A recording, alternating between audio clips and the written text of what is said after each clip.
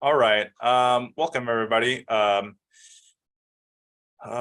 Let's get started. I'm gonna share my screen. I'm gonna close down the chat just so I don't get distracted by it. It says host disabled participant screen sharing. Hmm. Should I let you share your screen? That would be cool if you would let me Yeah, so share my you screen. can see mine right now. Let me stop. Yeah. I think you need to click right around the share screen button. There should be a enable. Yeah, it should be good now. I mean, I have multiple panelists can share. Boom. There we go. Okay. Great. By the way, for everybody on the call, I will be monitoring the chat, and I'm going to chime in with basically I'll watch kind of the questions that are coming in. If you guys have questions, put them in there. I want Ning to kind of keep going and keep with the flow. I don't want to interrupt him. We have spots throughout the presentation set up so that you guys can stop and ask us questions. So we have all that set up. So feel free to pop the questions in the chat, and I'll basically take them as they go. And if there's anything that's really showing up a lot that it looks like we need more info on, and you guys need us to explain it more, I'm going to chime in and help Ning with a lot of that. So I'm going to turn it over to Ning, let him do his thing. All right, guys. Good morning, everybody, or afternoon, or wherever you're from. We're going to be talking about how to build a massive email list with low priced pocket change offers. Okay, so by low price pocket change offers, we're really talking about offers under 30, probably even under $10. Most of the offers we run are free plus shipping. So that's what we're talking about today. What we're going to cover is what a pocket change offer looks like. We're going to show a lot of examples. The two most important parts of a winning pocket change offer. Mistakes most people make with pocket change offers, and the best traffic sources to promote your pocket change offers. Okay, and I'm just going to do a little bit of intro to who I am here. My name is Ning Lee. I'm a copywriter who sold over $30 million worth of products online, mostly in the health space, but I do have experience in virtually every niche. I'm the copy chief currently at Paleo Hacks, which is an 8-figure cookbook company owned by Dave Sinek and Mike Geary in the health space. Over the past 3 years, I've been on a hot streak. I've written, I counted them up last few weeks ago. It was 14 winning offers. It's been about 3 years since I've written a sales page that flopped. And I'm going to show you that's a combination of both focusing on the offer and not just focusing on writing copy. Okay. If it was just me like writing the best copy I can for whatever copy project came my way, this wouldn't be possible. It's only possible from me choosing what offers I do. This has resulted in over 400,000 acquisitions. This means names put on an email list for Paleo Hacks. It's a big number. Scaled 2 offers to 1,000 sales a day, and this resulted in Paleo Hacks bottom line revenue about tripling. Okay. I've also coached more than 400 copywriters and business owners one-on-one virtually every niche that exists. I started coaching for Copy Hour, which is a company owned by Derek Johansson, and then I coached for Copy Accelerator for a while. And that was a lot of fun. And that got me a lot of reps and looks at a bunch of different niches and sales pages and funnels. So that's a little bit about me. Who is this handsome bro right here? Yeah, for people on here who don't know me, I know most of the people on here are mostly from my list, so most of you guys should know me. So I've done a bunch of different pocket change offers. The main one was for a supplement called Patriot Power Greens. Did a few actually for Dave Sinek back in the day as well. Paleo Sweets. I did some in survival for the 4 Patriots brand. I did a financial one a couple of years ago that worked as well. So I've done probably 3 or 4 of them, which is why Ning and I kind of teamed up on this. You can keep going, Ning. Yeah, one of the things I pioneered was the Olaf upsell method, which is really crucial for getting a pocket change offer to work, because you're doing a low priced offer, so you need really good upsells. So we're going to talk a little bit about that today. And basically most of the money I've made in my life has been all through direct response offers. I was able to build a $6 million net worth by the age of 39. So done pretty well. And all that's really from a lot of the stuff that we're going to teach you guys today. Awesome. Okay, so let's start. Let's look at what's possible with the low price pocket change offer. What you see right here is a snapshot. If you go to paleohacks.com and look at the product suite, it's a bunch of cookbooks. Okay, we were at a certain point launching about a cookbook a month, all through free plus shipping offers. So you're seeing an array of the different cookbooks we've launched. Some have done well, some have flopped, some have been just absolute monster home runs. We're going to show you the difference and how we got to a point where we were consistently launching these free plus shipping offers and winning pretty much every time. So yeah, so this has resulted in Paleohacks acquiring a lot of names on our email list. So currently we have a couple lists. Total, it's about 1.1 million subscribers.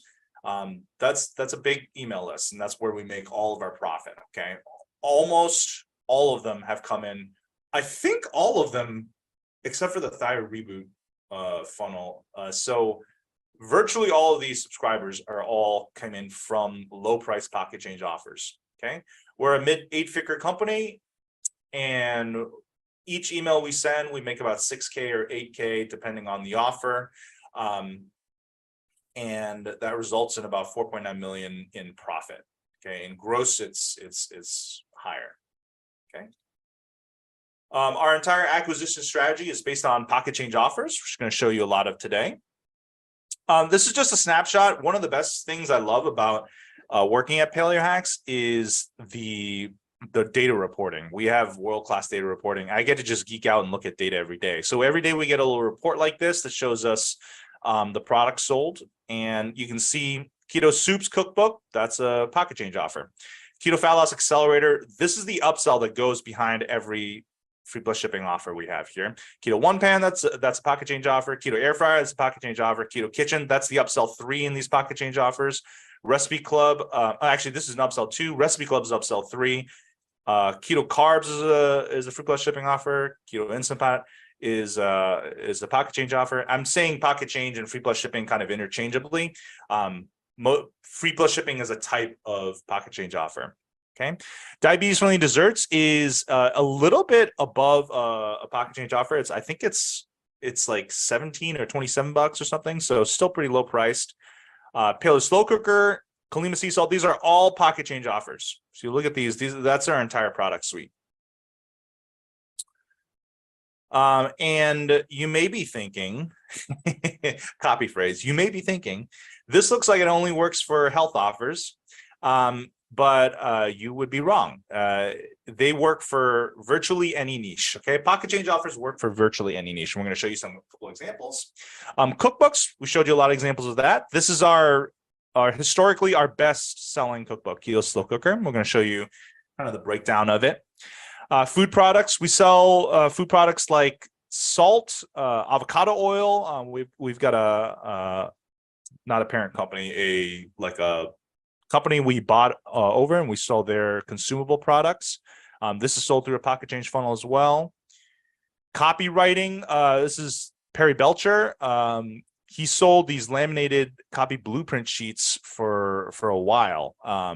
And these are basically free plus shipping. You get these little laminated formulas to help you write copy. That's been working for a while. This is a company I consulted with in the men's dating space. They're selling a book on how to speak to women. The digital copy is $4.95. You can see it's very, very cheap. It's basically a pocket change offer, works in the men's dating space. Credit card and survival. The credit card knives have been working. I mean, these and the little flashlights, these have just been killing in the survival space for a long time. These buyers love gadgets. Okay. Alt Daily, which is another company owned by Mike Geary and Jay Carney. They are running gardening books. These are sold through a free plus shipping funnel. Basically how to make your own little garden in your backyard. been doing really well, and it's been running consistently for a long time. And politics. So Justin found this one. It's a book about how terrible Joe Biden is. Newsmax. So there's email lists are really big in the conservative politics space. A lot of these lists are over 1 million people, and they tend to build all their lists on either some type of lead gen, or they also do a lot of pocket change offers like this that are usually books or DVDs or something like that. That's less than $10. There you go. It's worked for supplements too. So I know that Justin has turned his Patriot Power Greens into a pocket change offer. Here's a pocket change offer for a supplement right here for, looks like a pain offer. I know that Cody Bramlett and Science Natural Supplements have been running pocket change offers for their turmeric for a long time. And when they launched it, it immediately worked right off the bat. So yep, works for supplements. This is in the BizOp space. If I had to summarize all of BizOp in one sentence, it's here's a new easy way to make money. Works in that space. Get a free book right here. Teaches you how to buy a company with zero money out of pocket. So as you can see, these pocket change offers are working in a bunch of niches, in a variety of niches. And here's what a successful pocket change offer can do for you. Can build you a massive email list. Okay, 20, 100, 500 customers a day. If you're hitting 100, you've got a $1 million business. So that's the kind of the bar you want to hit. But if you're going under, I mean, it doesn't have to be $1 million business. You can get a nice little profit just from a smaller email list too. Okay, so the main point of it is to build you an email list.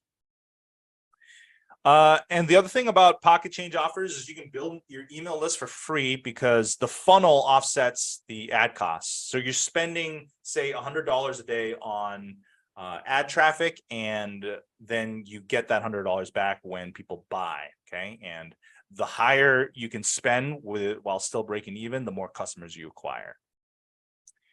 And after all of this, you basically have an asset, your email list. That's like it's basically like a personal ATM. Okay, you want some money, you send an email. You want some money, you send an email. Okay. This is a quick overview of what a pocket change offer looks like. The general funnel is add to sales page to upsell one, and then that creates the email list. You put an ad up on an ad network. It could be Facebook, it could be email affiliates, it could be YouTube. Goes to a sales page for your pocket change offer. This is either free plus shipping or usually below $10. And then they get hit with an upsell one that adds a lot of AOV or average order value into the funnel. So spits out more revenue basically. And then their email gets captured onto your email list. One note on that. There are more upsells, but we are focusing this solely on getting the offer right and the upsell, because the first upsell, we'll dive into the other upsells a little bit later in this presentation, and you'll get full examples of all that as well. But if you don't get the offer right, you don't get the first upsell right, none of the rest matters. So we don't want to overwhelm you with, because too many people end up focusing on like the third upsell, and it's like you didn't even get the first two right. So yeah. So move the big boulders first, which is front page. So the front end has to hit a certain conversion rate. The upsell one has to hit a certain conversion rate and add a certain amount of AOV, and then you're good. Then you can work on the rest of the funnel. Okay. Okay. So traffic driver examples. This goes at the end here.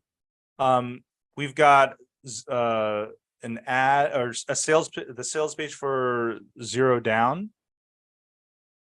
Okay, if you take a look, this is the landing page. It's got the order, you input your information over here. It says free book. This is the headline, video, a little section on what you'll learn inside, who it's for, some proof, some copy.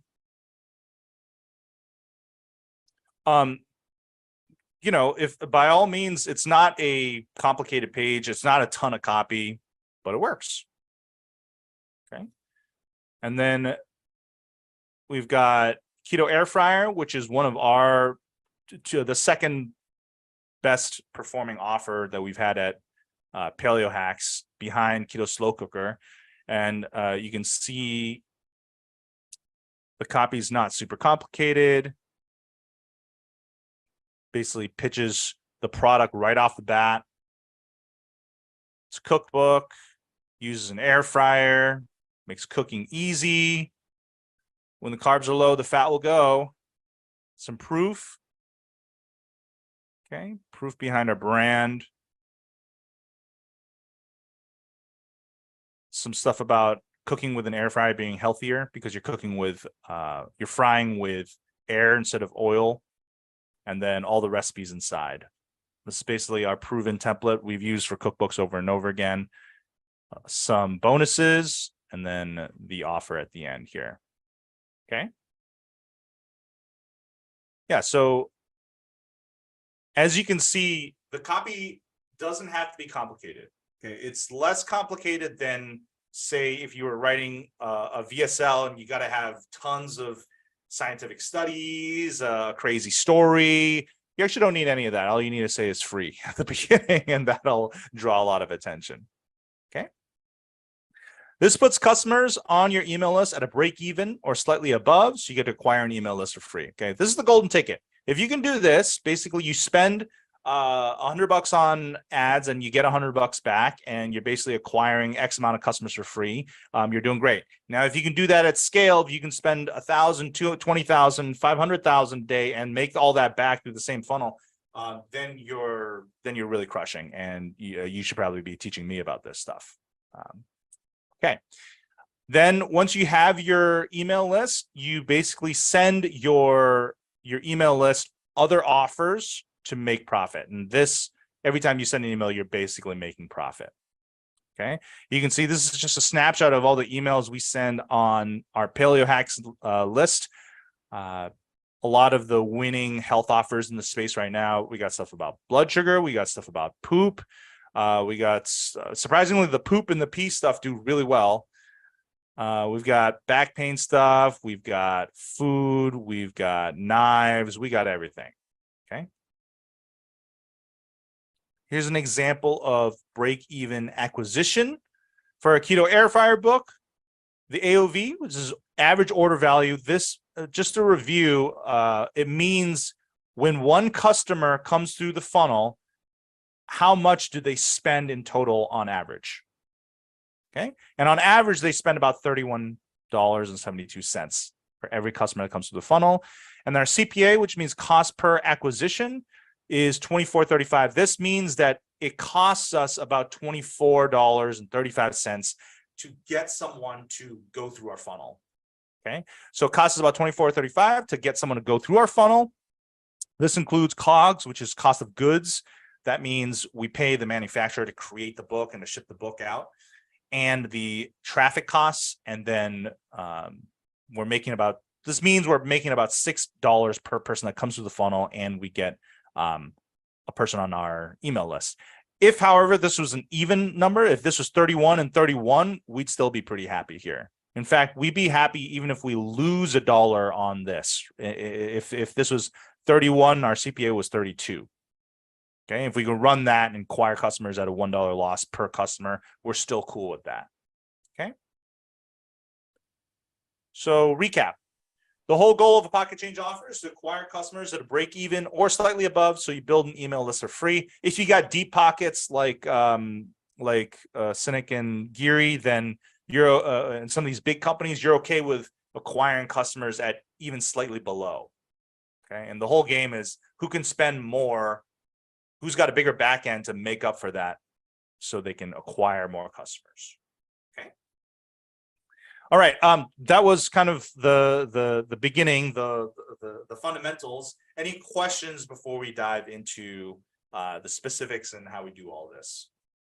Yeah, so guys, if you popped your questions already in the chat, pop them in again here and I'll go through them. Dirk said, you said the word free gets all the attention, but what if I want to sell a digitally delivered PDF or course that's not free plus shipping, then the appeal of free is gone. Does it still work and scale? Yes, it does. There's plenty of offers similar to this that are $5, $8, $10, $15, that are digitally delivered that are able to scale. So you can do these as digital courses, PDFs, whatever you want to do, and you can scale that without doing the free plus shipping model. Yeah, I've also seen Jason Capital does this. He does free plus hosting. So he might sell an audiobook or a PDF, and it's not a physical product. Like our customers get a cookbook in the mail they can hold. That's why it's free plus shipping. But if you're only doing a digital delivery, then you can do free plus hosting and say like, it's free, just pay for the hosting of the website. You know, Hey, that's Nick, another way to do it. Nick, make sure you're close to the microphone. When you back away, it's Oh, hard my to bad. hear you. By the way, for everybody posting in the chat, another reminder, you have to have your chat set to everyone. If it's only set to host and panelists, then most people are not going to be able to see it. So you have to have it set to everyone. There's still a bunch of people using host and panelists. Yep. Victor C asks, are those results for Paleo Hacks right out of the gate? What's the testing optimization process for the funnels and sales pages? Great question. On the first couple tries when I was at Paleo Hacks, this was probably in 2019, we did not have these results right out of the gate. We did have Keto Slow Cooker, the front end page converted really well out of the gate, but our upsell one wasn't there. So we had to do a lot of testing that year in 2019 to figure out our upsell one. When we got upsell one dialed in from 2020 on, basically every funnel we launched that did well pretty much right out of the gate. We didn't do a ton of optimization after that. What's the testing optimization process for the funnels and sales pages? Well, we basically launch, then we look at the funnel numbers, and then we fix the weak link in the funnel. Okay, does that make sense? Does that answer your question? Hopefully it does. I'm just gonna keep going down these questions.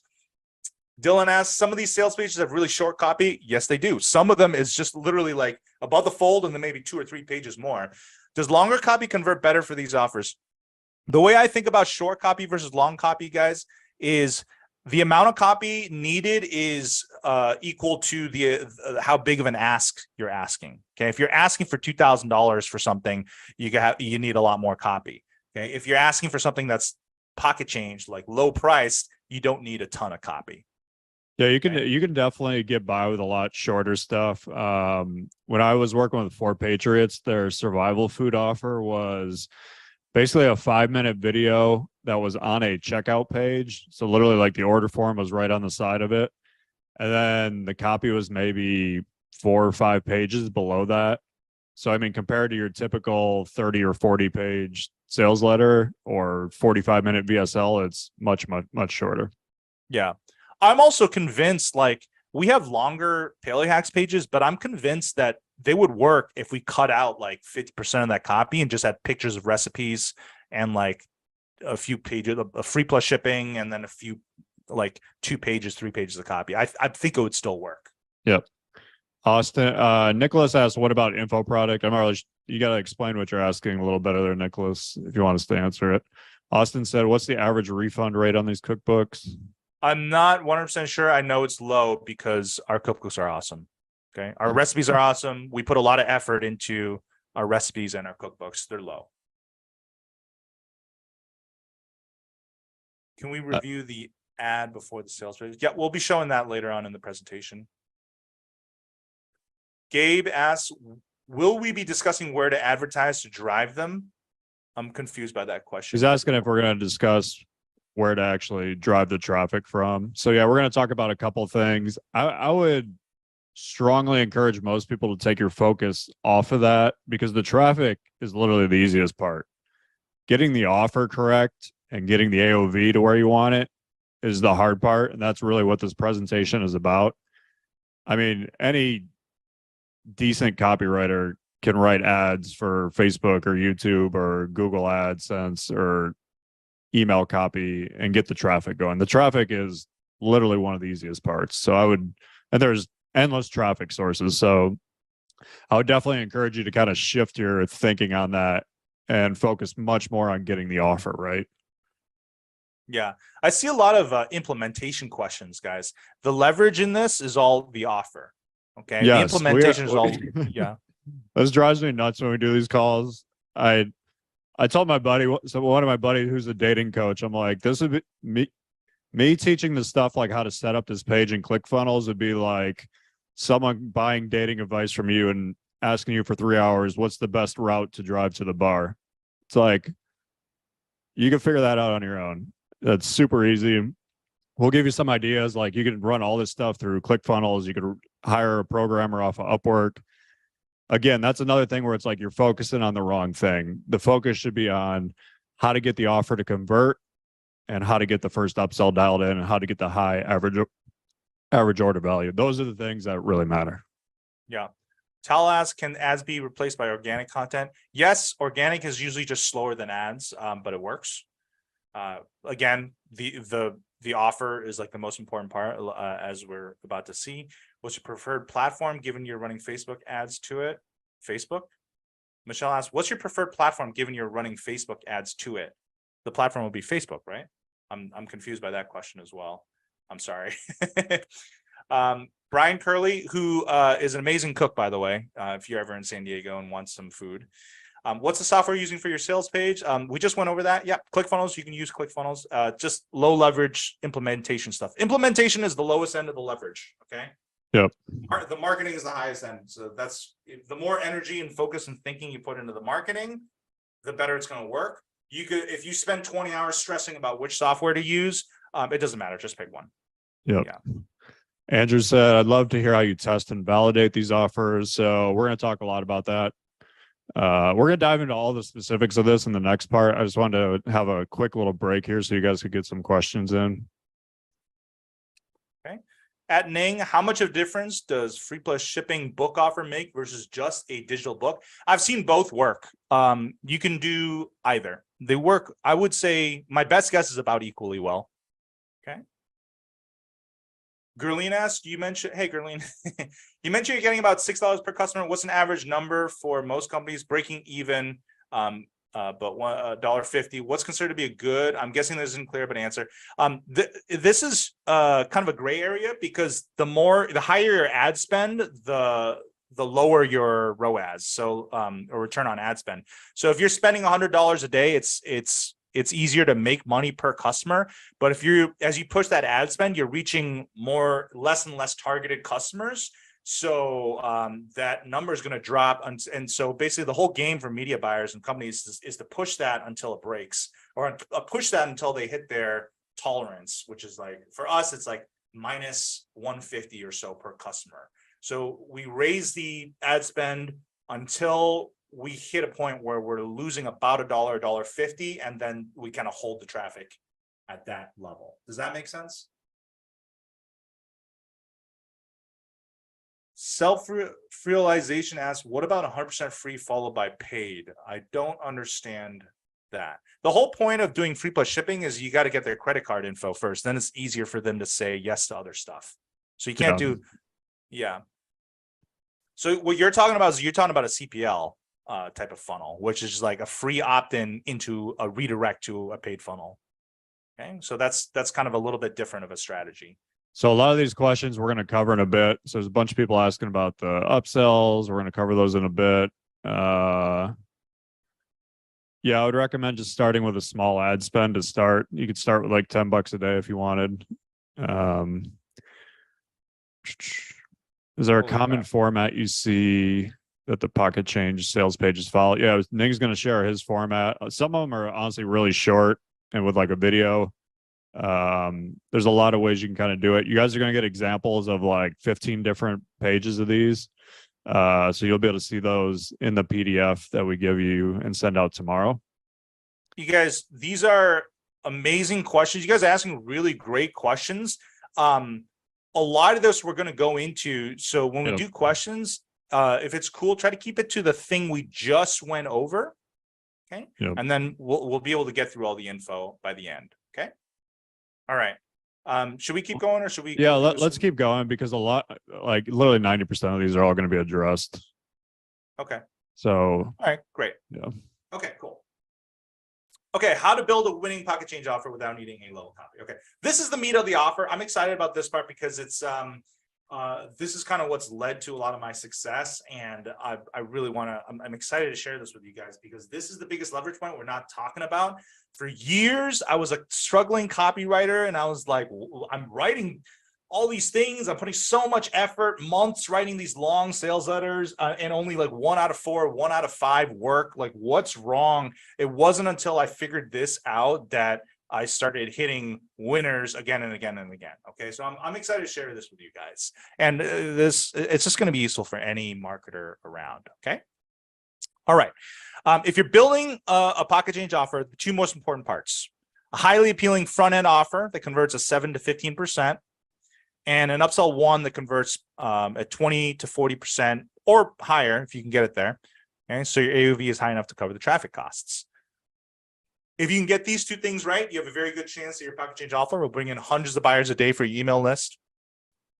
And it's important to, this is the first step, okay? Anything else in the funnel, including what do I use for my checkout? What do I use for my software? What do I use? What color should my button on my forehead be? You know, like all this stuff is secondary and tertiary to these first 2 things. Okay. Yeah, I really, really want to emphasize that because if you don't have that, if your actual offer is not converting 7 to 15% and your first upsell is not converting 20 to 40%, you really should not be doing anything else. You shouldn't be focusing on upsell 2. You shouldn't be focusing on downsells. You should be putting all your focus into those to get them to work.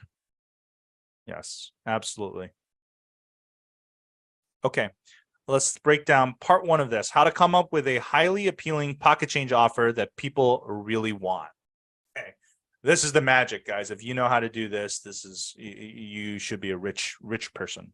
Okay. Copywriters, business owners spend most of their time and energy focusing on writing the copy. The biggest leverage point in marketing is selecting the right offer. Okay, so what does this mean? Who here is a copywriter that you sign up for a project and the owner is like, "Hey, we're selling this thing. Go write it." Okay, that used to be me. Okay, and then the change that made a big difference was instead of me getting the product and being like, "Okay, now he's telling me this is the offer and let me go write it." As an executor, I call it. Okay, I execute on the copy. Instead, I was like, well, have you thought about changing the offer like this? Have you thought about maybe like changing it or adding this or taking this away, changing the name? What about changing the offer? Let me advise you on that. Okay, that was the big switch. Okay, and that got us putting out a lot of more winners. All right, makes you a lot more valuable to the company too. A great offer. So this is why it matters so much. If you just an executor on the copy, a copywriter instead of an offer strategist, you have lower leverage. Okay, you're working with the lowest leverage piece of the marketing equation. Because a great offer, you can, with mediocre copy, short copy, you can tell a lot of the copy that we went over isn't genius A-level stuff or whatever. A great offer with mediocre copy can still be a big winner. Okay, I've seen it over and over again. And if the offer isn't great and it's mediocre, but you put a lot of great copy on it, you put lipstick on a pig or whatever, it'll likely be a flop. I really want to emphasize this, guys, because if you have a mediocre offer or even worse, a poor offer, it does not matter if Ning writes the copy, if Gary Bencivenga writes the copy, if Eugene Schwartz comes out of the grave and writes the copy, it's not going to work. There's no way to fix the core of getting these offers to convert is having a highly appealing offer. And by highly appealing, it's something that people really, really want, not just kind of want, really, really want. And you'll see Ning's got a bunch of examples here. And he's had a bunch of good examples with the cookbook specifically, where you could see real world examples of offers that were highly appealing versus offers that were just kind of appealing. And the results are just drastic. Yeah. And just to show you guys how big of a difference the offer piece of this makes, I'm gonna tell you a little story. This is the height of the pandemic that we released this product. It's an immune supplement. Okay. And our thinking was that it's the height of everybody's the height of the fear wave. It was like everybody was afraid. You go to the supermarket at Whole Foods, and you look at the supplements aisle where it's all the immune supplements, and they were just cleaned out. So I was seeing all these signs. I was like, oh my God, you know, and Cynic was like, who's the CEO of Paleax, was also on board. And he was like, oh, I really want to sell an immune supplement. And so we came up with this. Okay. And the cool thing was right off the bat, he had an amazing story. You go to this, the main ingredient here, I forget what the exact name is, but you go to their website and they have an amazing story. And I was like, oh my God, this is copywriting gold, right? So I did a bunch of research, right? I wrote this giant Google Doc, and I'll show you guys right here. Okay, you can see I wrote a bunch of copy here. This is how much effort do I put in? There's 70 pages here. The story is really good. I put a lot of, spent about a month, blood, sweat, and tears. I'm sure you guys, some of their copywriters out there can feel my pain here of writing this giant thing, doing a month of going back and forth with a lawyer to get the compliance dialed in. Then Paleax pays the designer to code it. Here's what the page looks like. Okay, it's about how you can boost your immune system in these uncertain times, quote unquote. And then the whole project, it took like 3 or 4 months. Okay, it took 3 or 4 months, and then after all that, turned out to be a huge flop.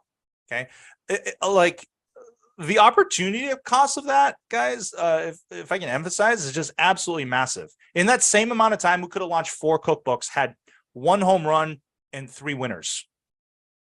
Okay, we would have made just a lot more money. But it's just the amount of time that we spent on a flop. It's just, that's the biggest thing that will kill you over a long span of time in playing this game, is spending 4 months on a thing that flops. Yeah, it's honestly better if you put something out and it just flops right away. The worst is when you put something out and it kind of does okay, and you spend 9 months or a year or a year and a half trying to get it to work, and you can never get it to work. That's the biggest waste of time ever. Yeah. So, I mean, one of the biggest advantages of what we're about to show you is just consistently putting out winners. It's just the opportunity cost difference is absolutely massive. Okay. Compare this with Keto Slow Cooker. So when I first wrote this, it was still kind of early on in my career, and I was like, this feels so easy to write. Like, I don't even know if it's going to do well because it felt so easy. And I had it in my head that like the amount of effort I put in should be equal to like how much success the funnel should have, which is totally not the case. The copy was easy to write, simple, not complicated, as I'll show you guys. This is what the page looks like. This is what the lead looks like. Imagine getting home from a busy day and dinner's already done waiting for you. Took just 10 minutes in that morning to toss the ingredients in your slow cooker. And you can have meals like this. Spend less than 15 minutes in the kitchen to make these. Okay.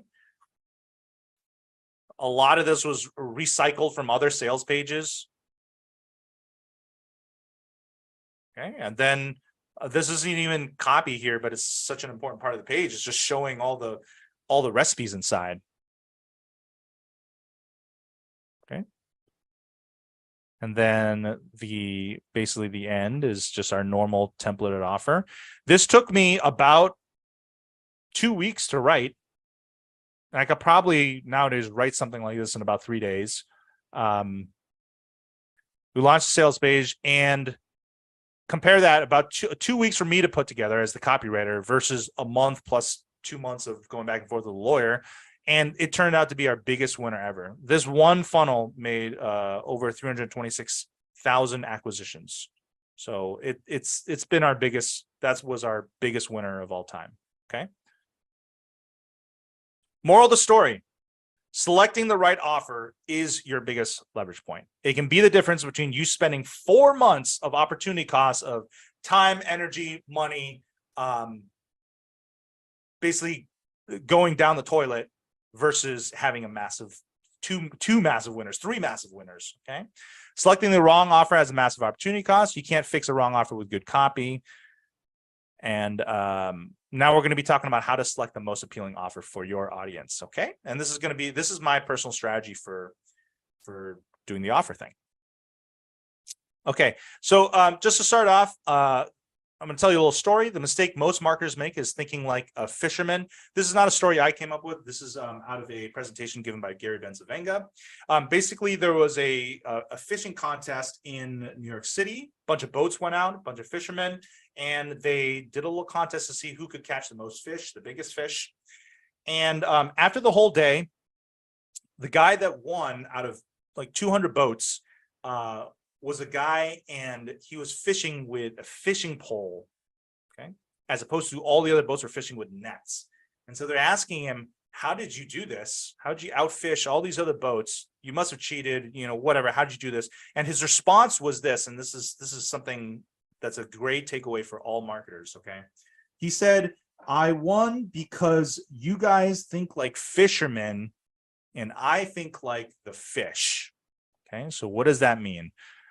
Fishermen think me. What rod should I use? What's comfortable for me? Like, what kind of net do I like? What kind of boat do I like?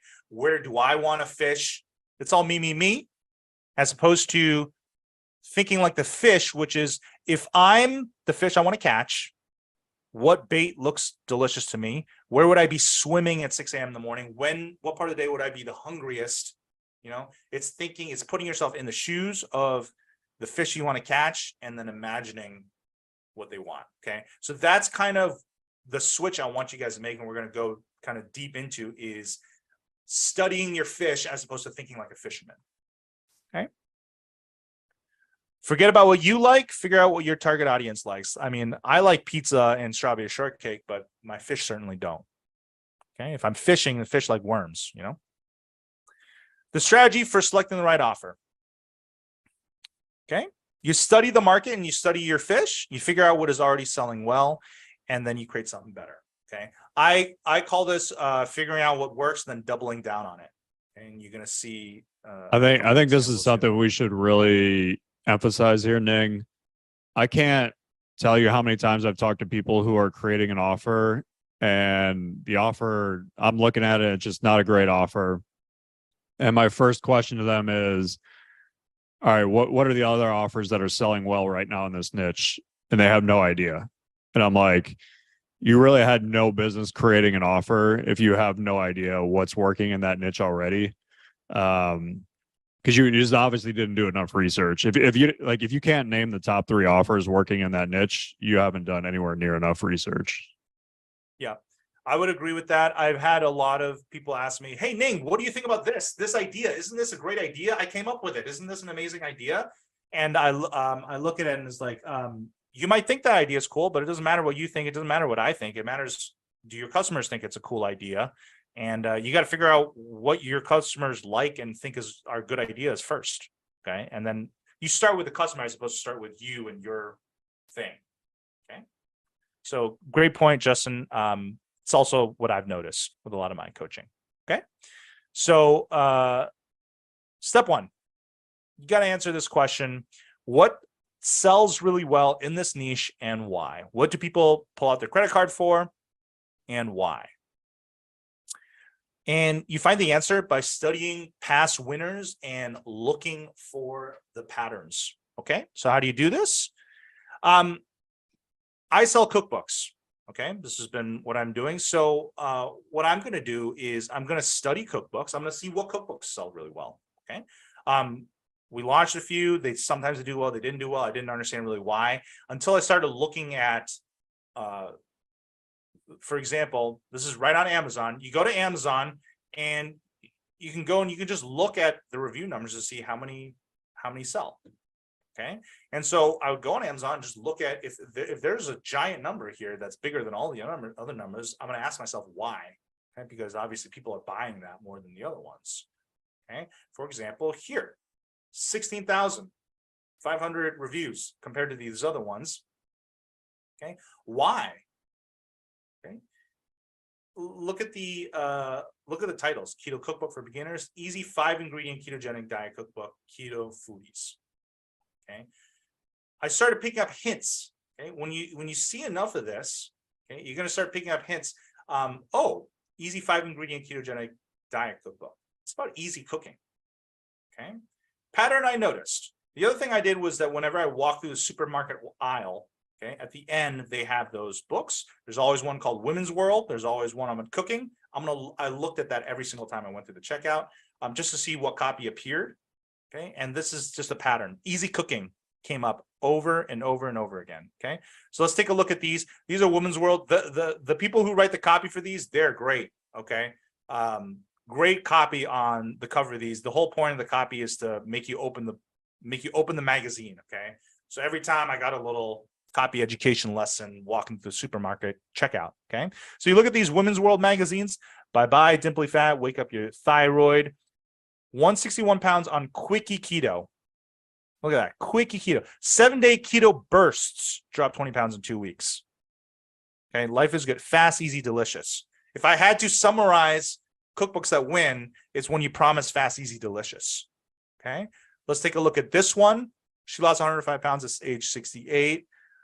Ice cream that speeds metabolism up by 498. Ooh, that's another angle that pops up and over again. Here's cheat food that blank helps you lose weight. Okay. Lose 15 pounds a week, just great specific copy. And look, we got easy, quick cooking, easy, quick, delicious. We got eat your favorite cheat foods and still lose weight. Okay. And slow cooker recipes are also popular. Okay. 30-minute minestrone. I mean, a lot of emphasis on how quick and easy. Okay. So here's what I noticed. I'm just studying the market and studying what pops up over and over again with cooking. Healthy cheat foods. Do you want fat burning chocolate chip cookies? Taste the same, except they burn fat. Okay. What about, it's the Diet Coke kind of angle is what I call it. Okay. Fat burning cookies, fat burning brownies, fat burning Doritos, fat burning, insert unhealthy thing, make it healthy. Okay. So that's one angle that works. And easy cooking. Basically, when people get home from 5 o'clock, most people are too tired and too stressed out and too exhausted to spend 2 hours in the kitchen cooking something. They want to get home. They want to pop something and make food super quick, have it be easy, and then have it be delicious. And it's a bonus if it's someone healthy. Okay, that's the main thing that people like about these recipes. Okay, and they want to lose weight. Okay, so those are the main patterns that pop up and over again from me looking at what works. Easy, fast, delicious. Okay, so this is what I did to kind of learn the demographic and what sells. This is how I studied my fish, and how you study your fish. Okay, so you want to study your past winners in the niche that you've chosen. Okay, and the way to do this is to act like your fish.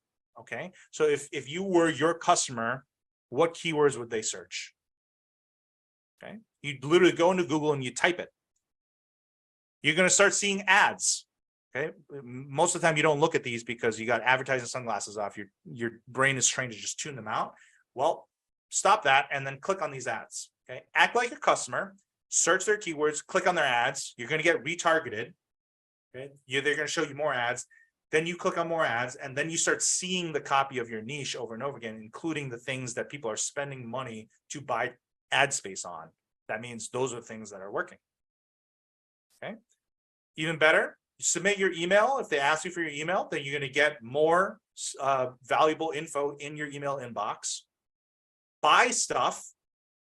Okay. Do you see the rest of their funnel for free? Not for free, but like for not a whole lot of money. Education is the best thing you can spend money on. Okay. Look at their emails and promotions. You're going to see what's being promoted over and over again. And you're going to start seeing patterns of what wins. Okay. The more you can see patterns of what wins, the more you understand your customer. Okay. You can customize your ads experience. This is just a neat little trick. If you go on Facebook, okay, you see an ad, you click this 3 dots right here and you say, why am I seeing this ad? Then you go to update your ad preferences. You go to a page like this, you click on add topics. Okay, and you can add, see more, or see less of whatever topics you want. Okay, so that's one little trick that you can use to study your audience more. That's a great share, Ning. I didn't even know that. Yep. Easy peasy. I have a separate browser with separate cookies that I use to basically do research. You look at your email promotions, what are they promoting over and over again? Every time, one of the things what you can do as a marketer is just to look at a lot of marketing and see what works. Click on these, click the link inside, go read it, read one every morning. There was a period of time where me and Mike Abramov and Austin Lee, we had a little get together every week where we reviewed each other's copy and whatever. And we had a thing, let's just read a thing every day. Let's just read a promo every day. Okay. So that's something you can do there. And the question you want to ask is, what offers show up over and over again? What copy angles show up over and over again? Okay, this is the question. These are the questions I asked looking at all the cookbooks. And if you are a business owner, this is much easier. Okay, figuring out what works is much easier. And when I consult with business owners now, this is what I do. This is a good lesson for you guys if you are a client-focused type of marketer. Is when you get a client, you just ask for all their data. Okay, I want to see all the email data you have. I want to see what works for your list, what works for your business, what doesn't work. Okay, and you can see. By the way, Ning, I want to expand on that. Knowing what does work and what doesn't work, it's just as valuable knowing stuff they tested that didn't work. Yes, absolutely. Because then you see what they buy, what their list buys, and what it doesn't buy. Okay. What offers have done well for this business and why? What affiliate offers do the best of this list and why? I just recently consulted with a business owner who I asked to see all their email data. We went over it for 15, 20 minutes. And Ning, can you move the mic closer to you? Yeah, sorry. Yeah, I just got to be wary of that. And we looked at the email data, and he knew what did well and didn't do well. And then I was like, why are you sending these emails right here? And he's like, oh, I feel like I got to provide value to my customers and give them a break from promoting them all the time. And I was like, is sending them crappy offers they don't want, is that actual value? And he had to stop and think about that for a while. It's not, right? So, but if you are a business, you already have a bunch of data that tells you what your customers want. Okay. If you've been in business for a while. Okay. For example, at Paleo Hacks, this is early on in my career. This is an example of what wins and what loses. Okay. Keto Sweets and Paleo Sweets. These were our winners when I came on to Paleo Hacks in late 2018. And the first couple projects we did, Paleo Eats and Paleo Plenty, didn't really do well. I wrote copy for this book, didn't do well. And you can see why. We mentioned earlier that the angles for cookbooks that win is like healthy cheat foods. That's one of the angles. Boom, this hits that exactly in the right spot. Okay, right, the nail on the head.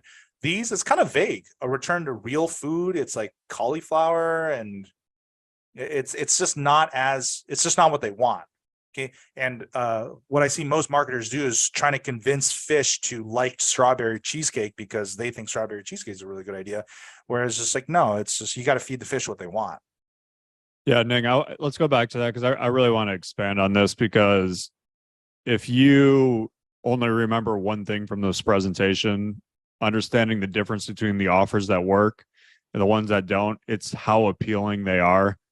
The two that were winners were super appealing to the people who are buying this because they're all about sweets. They're all about chocolate chip cookies and cake and ice cream and brownies. Whereas the losers were like, I mean, just look at the pictures. It's like fried cauliflower. It's like cauliflower and God knows what. I don't even know what's on that one. Radish. Like it's. I remember I had this discussion with Dave Sinek. I think Dave was living in LA at the time, and I was like, what you eat and what you see everybody eat in LA, I think has like warped your view of what people want to eat, because the super healthy things like this probably are stuff that people in LA would eat. I'm like, your average person wants to eat brownies and cupcakes and cheeseburgers and spaghetti. Like that's what your average person wants to eat. So the big difference here though is like just by nailing this offer, these two, the sweets ones were massive winners, bringing in over 100,000 buyers, whereas the losers were like just straight duds to the point that they couldn't even run them. Yep. Exactly. Other clues you can find for if you have a business is what pieces of content are the most popular, and why. If you have a TikTok channel, if you have a YouTube channel, if you have a blog, these are all there. Seeing what is popular and what is not is also great info for you to understand what your customer wants and why. For example, when we decided to do Keto Slow Cooker, one of the contributing factors was that we had a blog article that had slow cooker recipes, and it was one of our most shared pieces of content. Okay, so we knew that keto was a hot topic and slow cookers were a hot topic. So it was like, what happens if we combine them? Okay, so what your audience pays attention to, you want to pay attention to. Okay, what emails, if you're a business, what emails perform the best and why? Okay, and if you have good email data, you can take a look at all of that.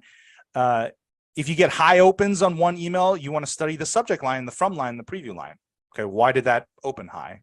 Okay, if you have a high click-through rate, what was written in the body of the email? Okay, if you have a high conversion rate on the page that it clicks to, the landing page, that means the topic in your email was congruent to the topic on the sales page, and that's a hot topic.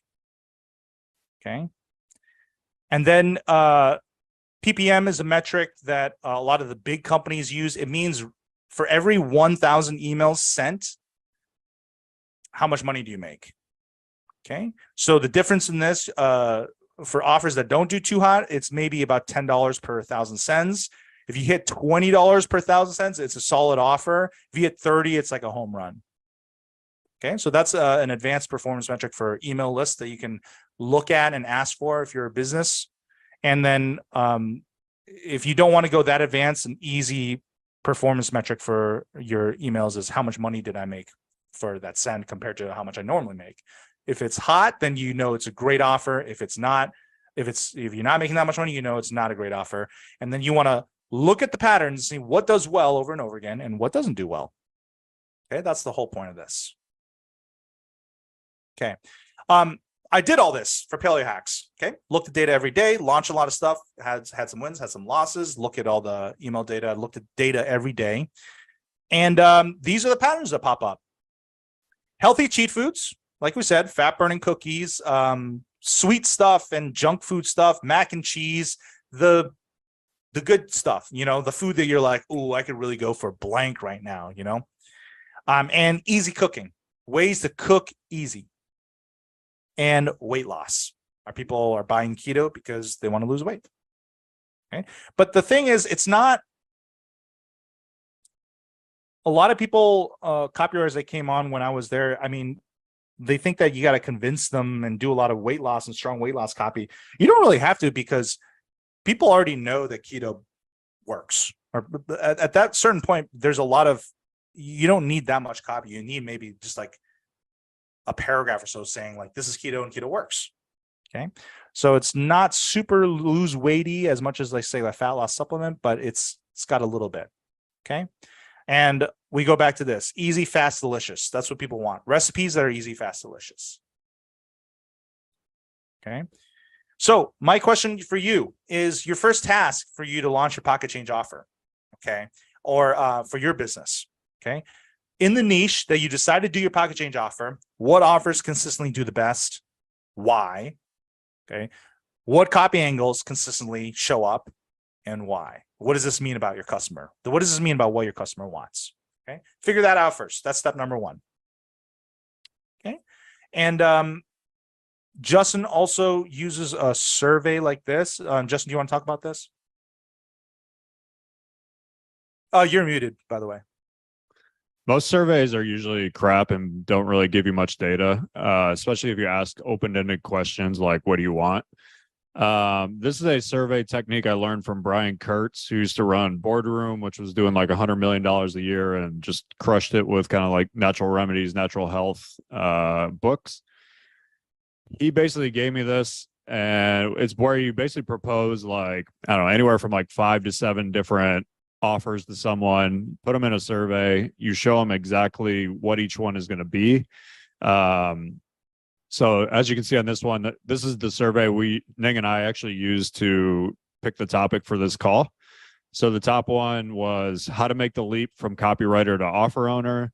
The next one was advanced sales page secrets. The next one was how to get big royalty performance payments as a copywriter. The next one was how to get your first 100 customers in the next 30 days. And the last one was how to build a massive email list with pocket change offers.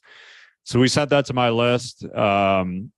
Probably got, I don't know, 200 people that responded to it. And overwhelmingly, the pocket change offer was the best one by far.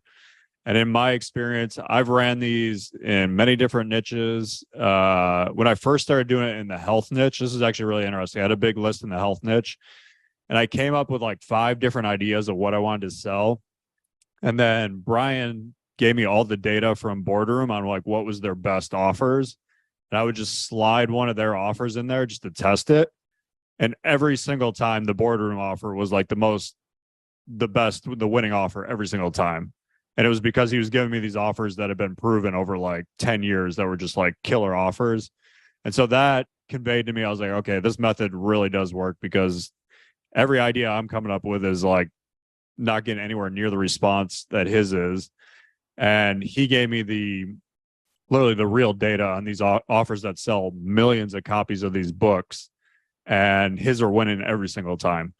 So yeah, if you have a list, doing a survey like this where you just kind of lay out what you're going to sell to them, you basically need to have, you can just come up with ideas. So come up with like 5 to 7 ideas. And if you get somewhere over like 80% of the people saying, yes, I would purchase this, I think you got a product that you can create there.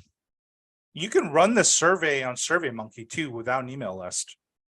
Okay, that's something you can do. You could test your offer by running ads to running a certain amount of traffic to ads, like mimicking a blog. And the whole point of all this is listening to your market. Okay, you might have noticed that Justin mentioned like, oh, here's a bunch of stuff I think might be cool, and then you put one that is sells well, and you just get a massive difference. The whole point of this is switching from what I think is cool to listening to the market. Also, one thing I'll say on the survey, I've done surveys before where I did like 7 of them, and all of them like did not get that much interest, and so I didn't create any of those. So don't just automatically pick the top one. If you do that kind of survey type thing, you want to pick one that at least has over 80% of the people saying, yeah, I would buy this. Yeah, I like that. Okay.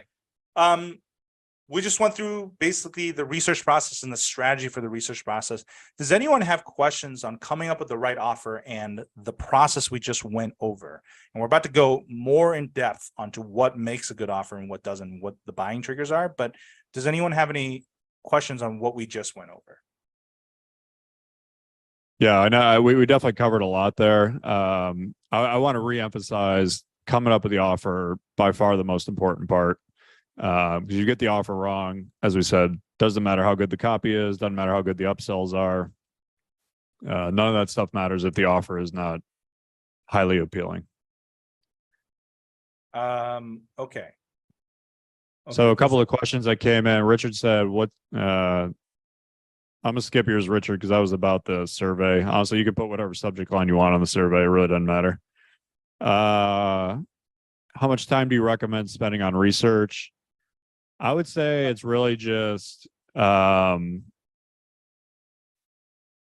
figuring out when you have a winning offer. So you do a bunch of research, you do check in Facebook ads, you're checking email lists, you're figuring out what works, you're analyzing data. Then if you could do the survey thing, which I highly recommend, then I would do that as well. But yeah, I mean, literally, Ning laid out all the research there. It's really just kind of follow exactly what he said. Some people, if this is your first time doing research, it might take you longer. You're better off spending more time on research and getting it right than you are trying to do it in like 3 hours and getting it wrong. Yeah, I would say that I don't really, when I do research, I don't think about, oh, I have to hit 6 hours. Okay. I I do research until I understand the customer. I understand what they're buying and triggers are, and I can see what's going to work. If you can't see or predict that, it's I would just do more research because if you're unsure and you launch a thing, there's a lot of risk to you wasting 3 months and a bunch of money and a bunch of time and effort, as opposed to if you hit it right, then it's going to be great. So I wouldn't think about time as a thing to figure out how much research to do, but rather how much understanding you have. I would do research until you're like, I understand this market and what they buy. Yep. Yeah. Michael said, "Is there an offer that is too big for this to work?" I'm not sure what you mean by that. You got to be really clear with your questions, because when you just that I have no idea what you're asking in that. Too big in what way? Yeah.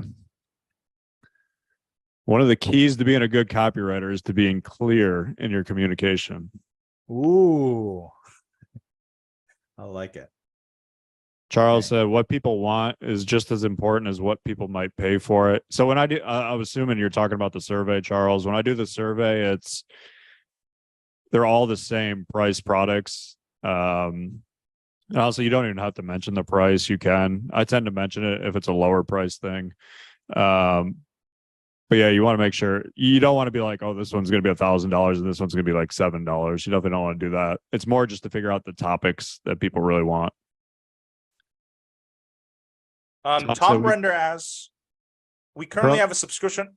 Sorry. Go ahead, man. We currently have a subscription offer for social post templates where the first month is $3. That's the offer, and they rebill at $27 after 30 days. Would you consider that pocket change offer? Yeah, I would consider that a pocket change offer. Would you separate the recurring element by putting something else on the front end? This is a complicated question. My first question, if I was consulting with you, would be, what are the numbers? Like, how many people rebill after 30 days? And how many people take the first offer? So when I'm troubleshooting something like this, I need to look at the funnel numbers and then find the weak link.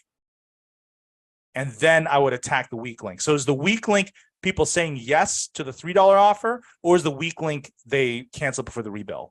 That's my first question. Okay. So think about that. Come back with another question. Victor C asks, does having a face for the offer impact conversions? I see Paleo uses Kelsey as the face of their offers. It's not super important. There's a lot of offers I've helped with and I've seen that do not have a face on them. A lot of the survival ones do not have a face on them. You can always have someone just like, especially if you're doing video, you can have someone on video, and it does add a little bit of trust. It doesn't have to be an expert even though. Honestly, someone who's just good on camera is usually better than an expert. The Alt Dailies gardening one, it's just a lady.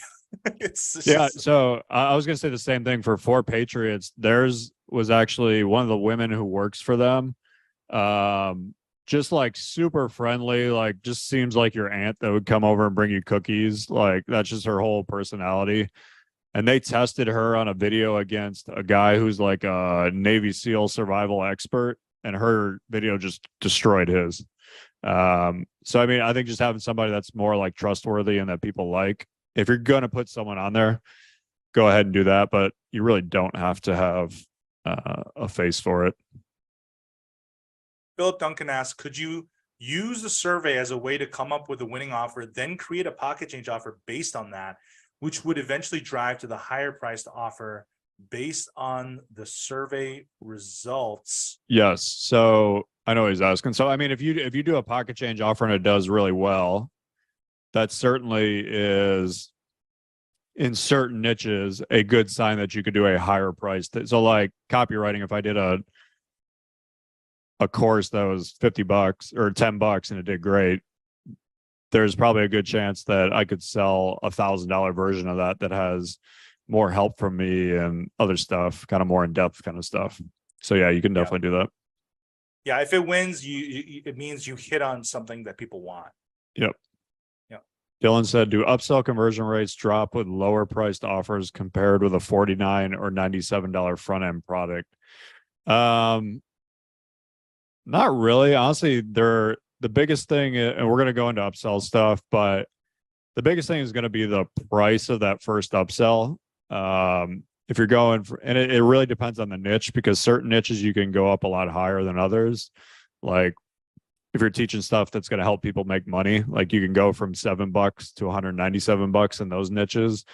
Whereas Ning with like a cookbook, you can't really do a $7 cookbook and then charge like 197 for more cookbooks. It's just not going to work in that niche. But no, the upsell, that first upsell, you're going to want to hit somewhere around 20 to 40% conversion rates. And we're going to go into that more. Self-realization, I like that name, asks, when doing a traffic test, would sending 500 people to an offer I'm testing be enough? I would say 500 clicks is pretty good. It'd be enough to see if you're going to get a sale or not. You should be able to get at least one sale off 500 clicks. It's not going to tell you a whole lot. But it should give you enough idea of like, okay, if you send 500 clicks and you get 2 or 3 sales, okay, there's something here. Nicholas asks, at what price do people buy new products after an initial offer at a low price? You kind of want the first upsell to be above $30, I would say. Anything lower than that, just not going to add enough AOV. So they'll buy anything from 30 to, I've seen $197 work after that. On our Paleo Hacks list, we bring in free plus shipping cookbook buyers, and they buy the Shinzo knife offer we have that is our best backend offer. They buy a $67 knife and get upsold into a $150 knife set that converts well. So, you know, $200 AOV cart, it works.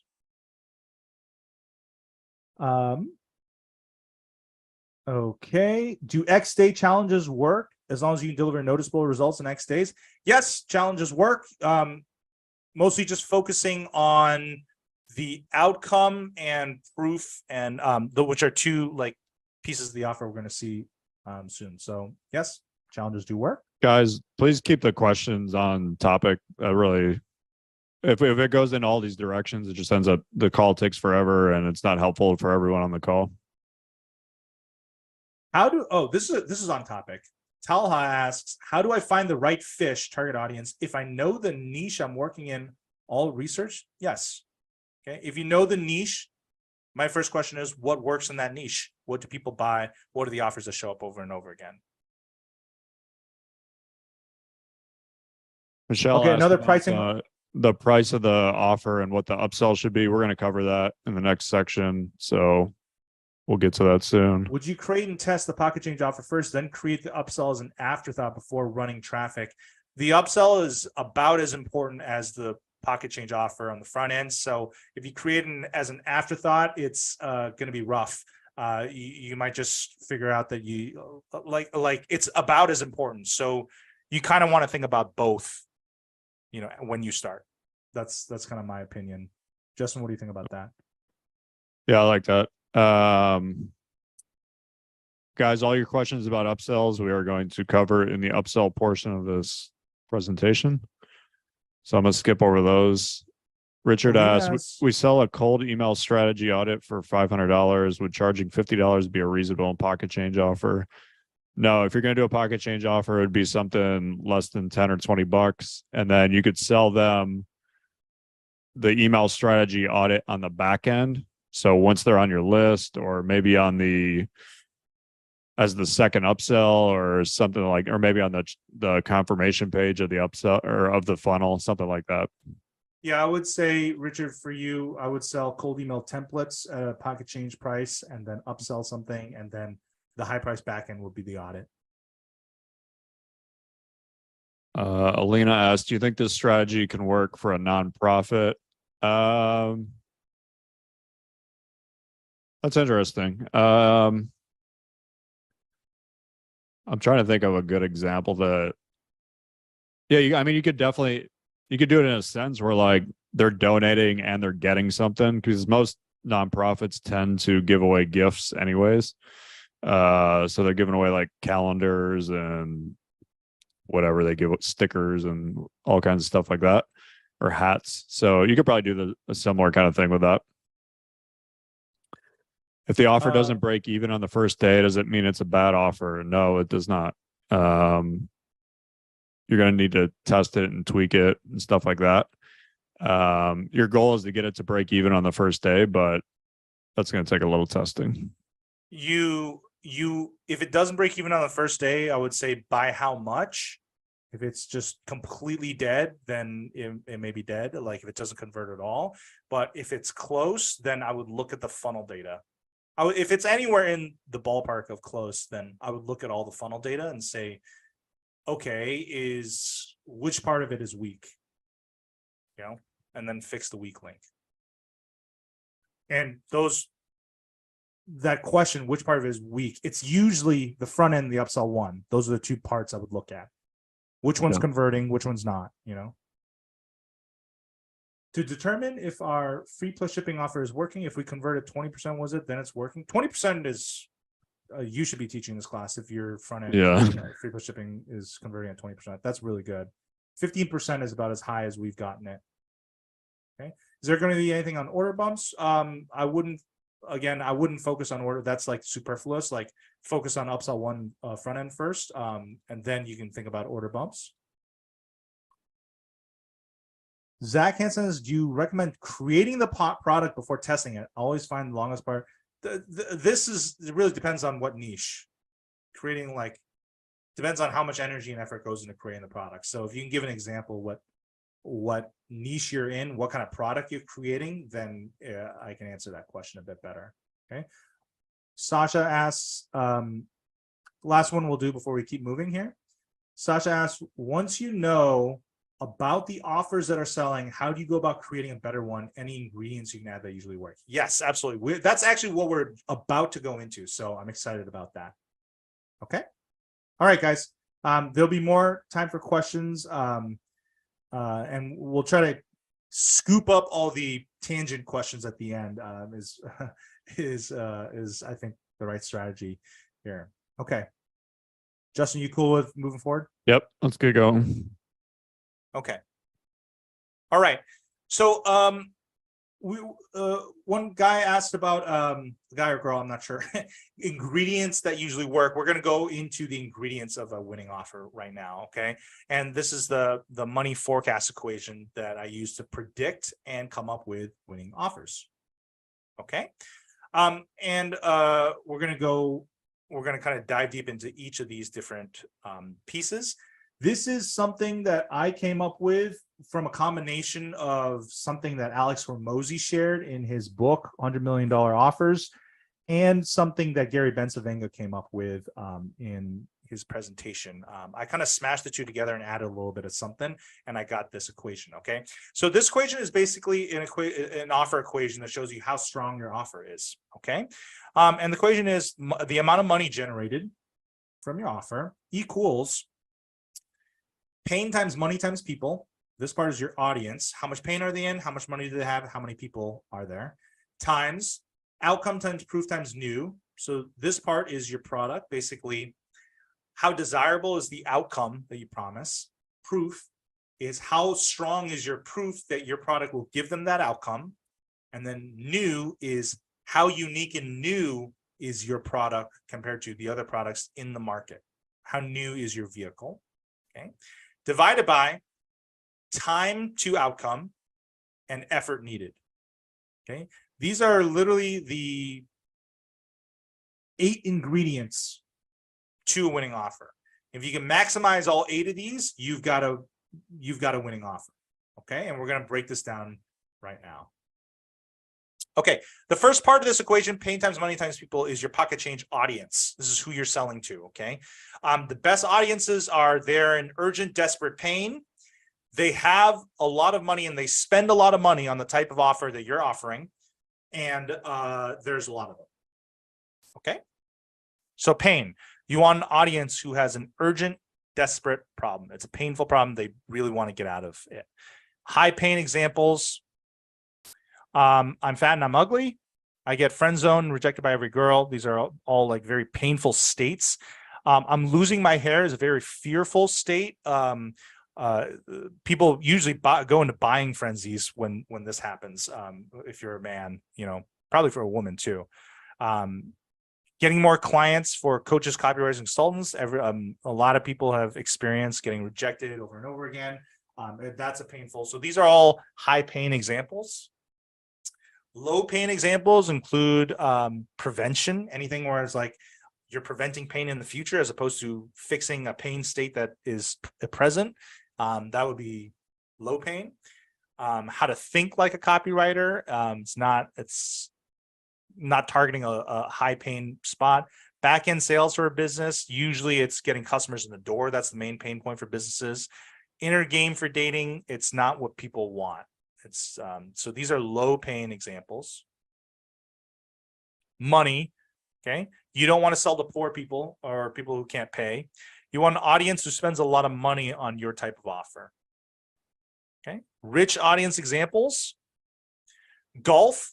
Who golfs? Usually rich people. Okay. Country clubs cost money. Golf clubs cost a lot of money. I know that these people spend a lot of money on this hobby. Financial. This is people learning about where to put the gobs of money they have. Good audience. They have money. Old people usually tend to have more money than younger people. That's a good lesson for everyone on here who doesn't really understand that. Pretty much all the buyers and all the biggest niches are people 45 and older, because they have the majority of wealth. They've been working for 20, 30, 40 years. They have way more money than someone who's 21 or 22. So all the big niches like health, financial, biz op, survival, golf. Even like fitness is a lot of older people. All those tend to be people at least over the age of like 45, if not into 60s and 70s. Yeah.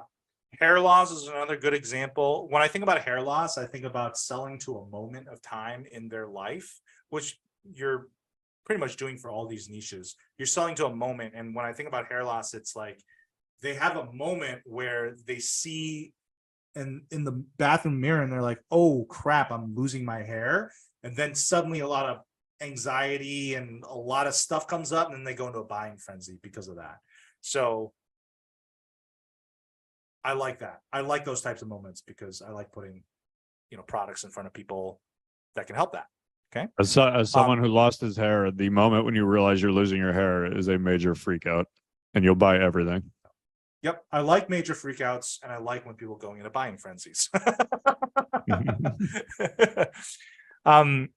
Pets is great because usually people who have pets have a non-zero amount of money, and they spend money on their pets. So that's also a rich audience. I need to open my window super quick. Yeah, there's obviously other rich audiences, but the big thing is you want to target audiences that actually have the ability to pay you. I think, Ning, do we have the next slide where we're talking about audiences you want to avoid? Yes. Poor audiences. Yeah, there's a lot of these audiences that tend to be like my buddy Jason Capital. He used to have a business in the basketball training niche, and basically teaching basketball skills, shoot, dribble, score, all that stuff. The large majority of buyers in that group are kids in junior high and high school. Well, the problem with that is kids in junior high and high school don't have money. Like, they don't have credit cards, they don't have money. So every time he's selling to them, they have to convince their parents to buy it for them. So it's a very, very tough niche to make money in. I know another guy who did stuff in the BMX niche, had the exact same problem. Because you're literally talking to younger people who don't have money. Similar examples happen when you target countries where they just simply don't have as much money as people in America or Australia or the UK. Like there's a lot of countries where Nick and I selling this $200 training is like what somebody makes in a month. So it's just completely unrealistic for them to pay that kind of money. Yeah. I put surfing on here, and this is something I just want to make a quick note about. John DeCamp says surfing, LOL. Surfers do spend a lot of money. They buy surfboards. Surfboards are like $400, $800, but they don't buy surfing courses. Okay. So this is one thing that like I would emphasize is, do they have money, and do they spend money on the type of offer that you're offering? Are you offering a book? Do surfers buy books on how to surf? No. Okay. So something to think about there. Yep. Okay. And lastly is people, the amount of people. You want a lot of people in your audience. You want a big audience. I see these as like pools of people and pools of money. Okay. If it's a big pool of money, I want to reach into there. Okay. Big audience examples: cookbooks, manifestation fitness. This is very like widespread types of niches where there's a lot of people buying stuff. Small audience examples include how to put tinted windows on your Tesla, just fewer people. Atkins diet, not as many people interested. Okay. And note, you can check Google Trends for audience size and interest. For example, you go to trends.google.com, you can type in, you can check how much interest there is and if it's rising or lowering.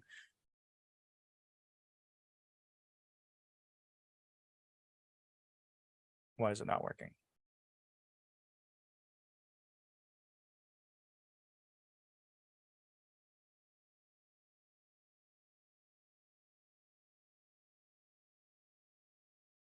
Keto diet.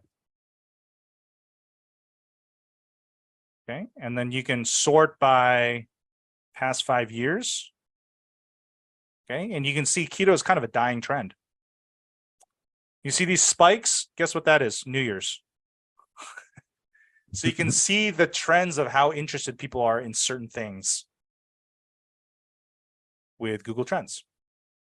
I think that's a good thing to point out. Like you got Paleo Hacks was originally all paleo stuff, and paleo was super hot for like 2011 to 2015 ish, and then paleo kind of fell out of the way, and now everything's keto.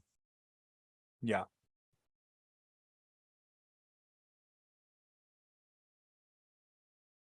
Okay. So keto, as you can see in 2018, 2019, it kind of peaked in popularity here. So that's a good time to time like a keto cookbook of some sort. And then this is if you put in Crockpot, which is basically a different word for a slow cooker, you can see the interest over time. You see it kind of peaks in the winter months because it's good for soups and whatever. So it's a really good tool to give you insight into your audience on when they want certain things. Okay, and how big your audience is. Okay, so recap the audience part of this equation: your pocket change audience, pain times money times people. These are the 3 things you're looking for. You're looking for a lot of pain, a lot of money, a lot of people. Big group of people who have an urgent, desperate problem, who spend a lot of money on the type of offer you're putting out. For example, if you promise a solution to regrow hair or something and you have a lot of proof behind it, that would be a great audience to target. Okay. Okay. Any questions on choosing a high value audience for your pocket change offer? This first part of the equation.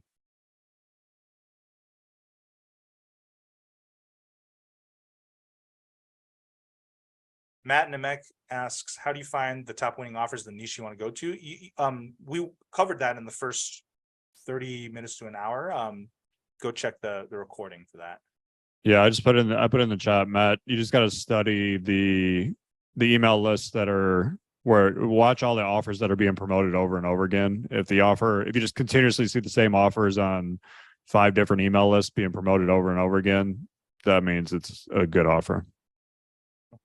Kate Finley asks, I used to work for high-end tutoring companies in Los Angeles, and they did very well because they catered to rich parents who were willing to invest in their kids' education. Obviously, this wouldn't do well in low-income area. Yes, this is a great, this is a perfect example of targeting rich people with rich problems. Okay. If I was to think about San Diego, I would target La Jolla because that's where all the rich Asian people are, and you know that Asian parents are, you know, would be interested in that sort of thing.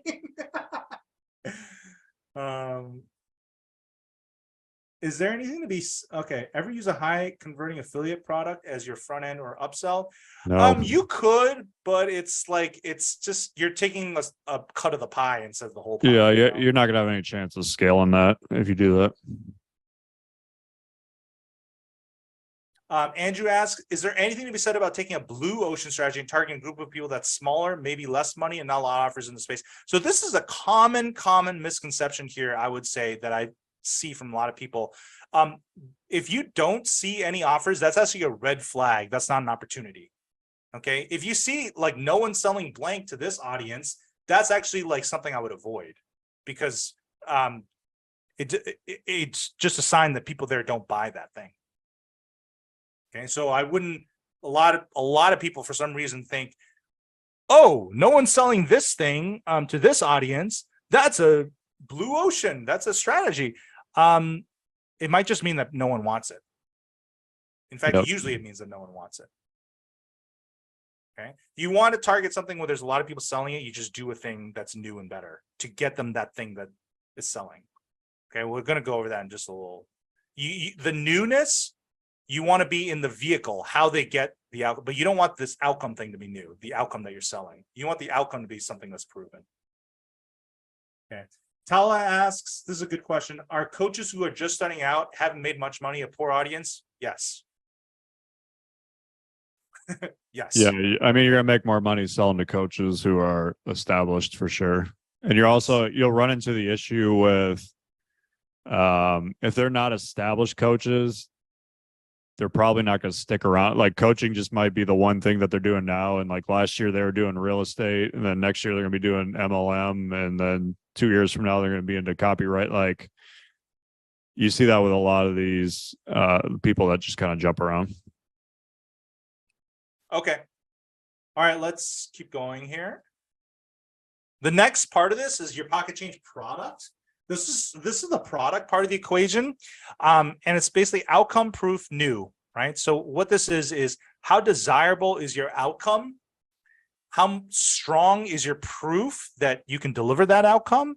And how new is your vehicle, is your product? The way, what your product looks like and how it works, how new and unique is that? Okay, so that's kind of what we're going into your pocket change product here.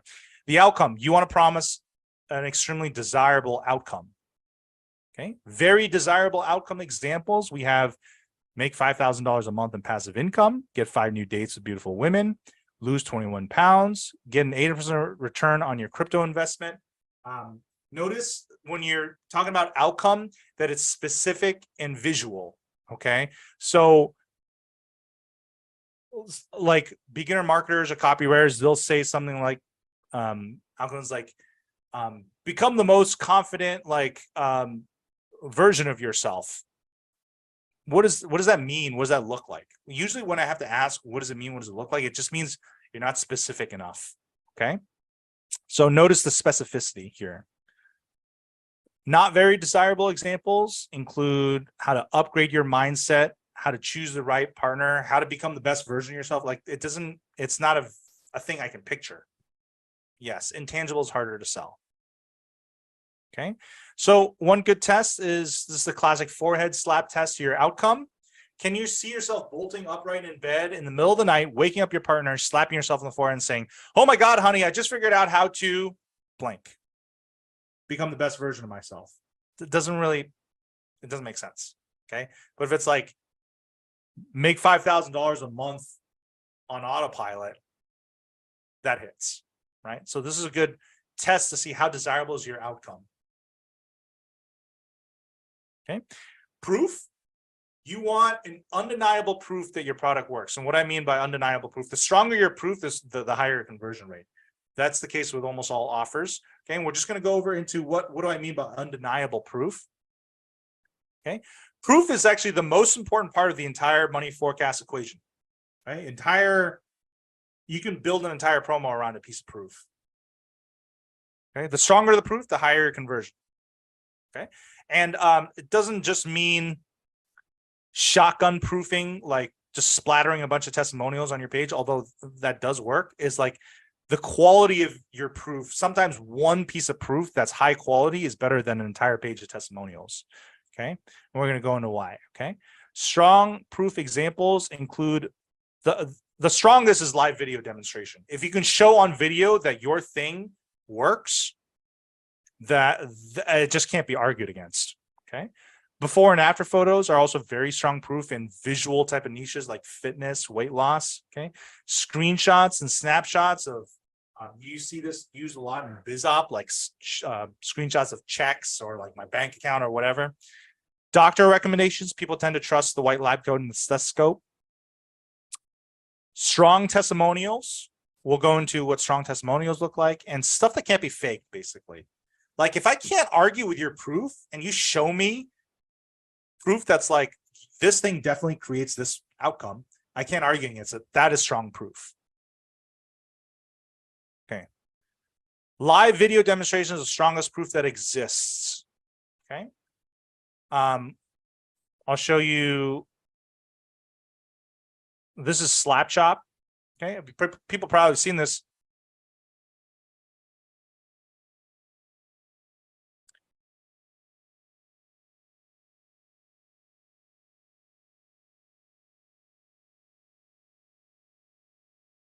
The entire infomercial is just demonstrations of this thing chopping stuff. It's beautiful. It's along the angle of easy cooking, if you guys noticed that. And it's a full video demonstration of it just working and how it's just proving that it can make your cooking life easier. You can't argue it. You can't say, no, I don't think that would work for me. Obviously it would work. Okay. And then another example I have is shark bands. So these are bands you can put on your leg if you're a surfer to deter sharks. So one video demonstration they have down here is the baited leg test compilation. You click on this video. It's just a fake leg with meat strapped to it and a band floating in shark infested waters, and the sharks don't bite it. Okay. How strong is that? That's badass. You know? So video demonstration is the strongest proof that exists. If you can prove that your thing works to your reader, they're going to buy it. Okay. Before and after photos would have been better with a live person. Yes, it would have.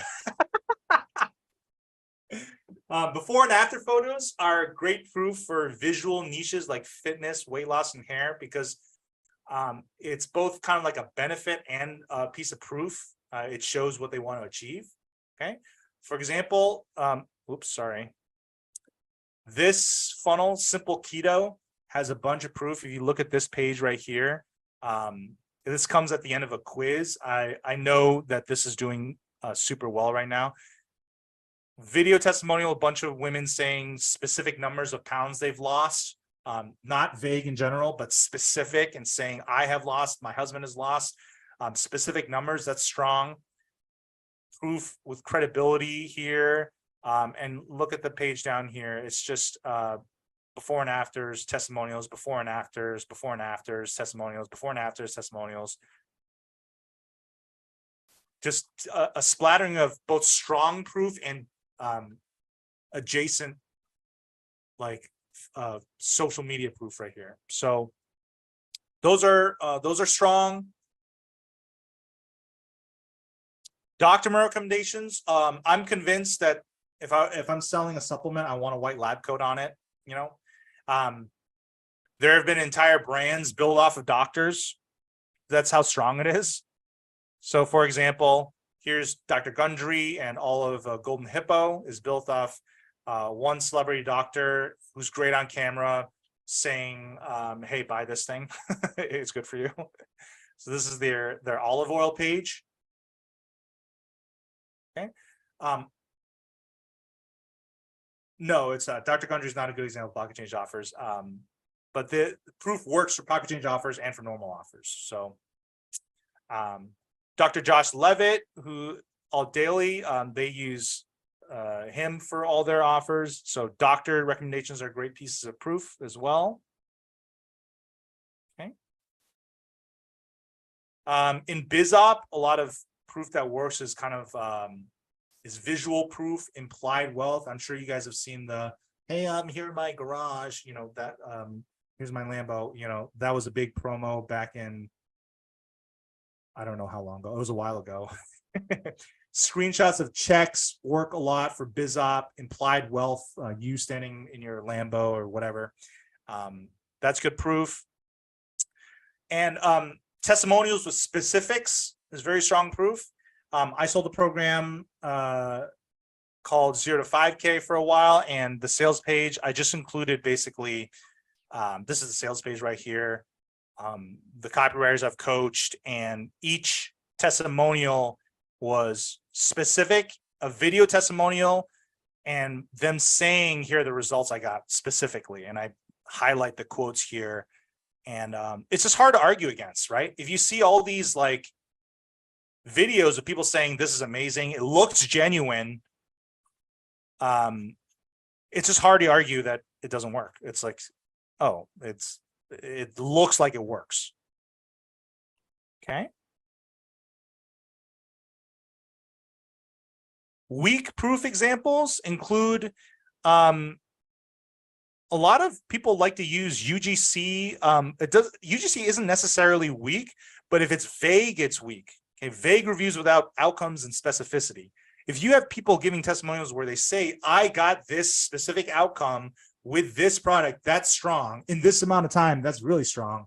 But if it's just like this is a very informative book. If you want to blank, blank, blank, all should feel better. That's nothing about my experience. It'll be very hard for me to do this, but I might give it a try. Maybe a limiting one time I'm there. I wouldn't include that on a sales page. So this is how you can evaluate the quality of proof. Okay, and one note, you only want proof for things they don't yet believe. If they already believe something, you don't need to prove it. Okay, if I'm selling a program to, hey, you're gonna run 6 miles every day and that's how you lose weight, you don't need to prove to me that works. I already believe that running will help me lose weight. It's just that it's hard. Your vehicle is hard. Okay, so the best formula here, guys, is unbelievable outcome, something that's like, there's no way that's real, and undeniable proof. You make a bold claim that's like, you could 8x your money off this one crypto coin, you know, something unbelievable, and then you throw undeniable proof behind it. Boom, that's a home run formula. Okay. The most powerful marketing combination is unbelievable outcome plus undeniable proof. Okay. And the last part of this equation is new. Outcome times proof times new equals your pocket change offer. This new part is basically how new and unique is the vehicle for your delivery of the outcome, your product. Okay. Show me a new way to get the desired outcome. Your mechanism, how your thing works and your product should be unique, new, and I haven't seen it before. It shouldn't trigger. I'm always wary of triggering.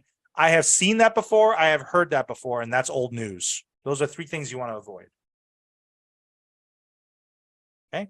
How to lose 21 pounds by running every day. How to lose 21 pounds? Good, right? Good, desirable outcome that people want. Your vehicle right here, by running every day, that's been known since people have definitely seen that. I've heard of that before. That's old news. Stuff you want to avoid in all of your copy in general. Okay. How to lose 21 pounds with the Taco Bell diet. Okay. That would be something that's new. Example of a new unique product. Okay, these are 2 really cool products that I like Bug Assault. I don't know if anyone's ever seen this. Go to bugassault.com. It's a gun that shoots salt. You load it with salt and you can blast flies with it. I actually have one. I bought one because I loved it. And you know, when I want to blow off steam, you can see the demonstration video. It's pretty funny. There's flies on your food. You bust out a gun and you blast them. And you load it with table salt. When I like to blow off some steam, I go back in the alley and I shoot flies, and it's cool. So that would be a new unique thing. Like no one's ever seen that before, right? Shark bands. Again, this is also a unique product where it's like you wear a little watch that deters sharks. Okay, so a new unique way to get the desired outcome. That's that piece. Okay, so to recap, your pocket change product is desirable outcome, undeniable proof, ideally an unbelievable outcome, almost. And it works in a new way. You want a new, unique way to get a desirable outcome with undeniable proof that it works. Okay, that's the top part of this, and the last part we're going to go into in just a moment. Any questions on this formula right here? Outcome times proof times new. Ning, scoot closer to the mic. Oh, sorry. Yeah. Sorry. My bad. Any questions on this part of the formula? Outcome times proof times new.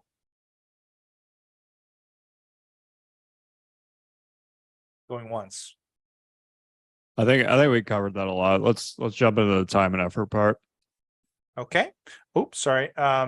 The last piece of this is the time and the effort. Okay. And this is the magic sauce. This is what'll take your offer from that's pretty good to, oh shit, this thing is going to explode. Right. The last part of this equation is the most powerful part and gives you the most marketing leverage. Okay. I call it the magic button.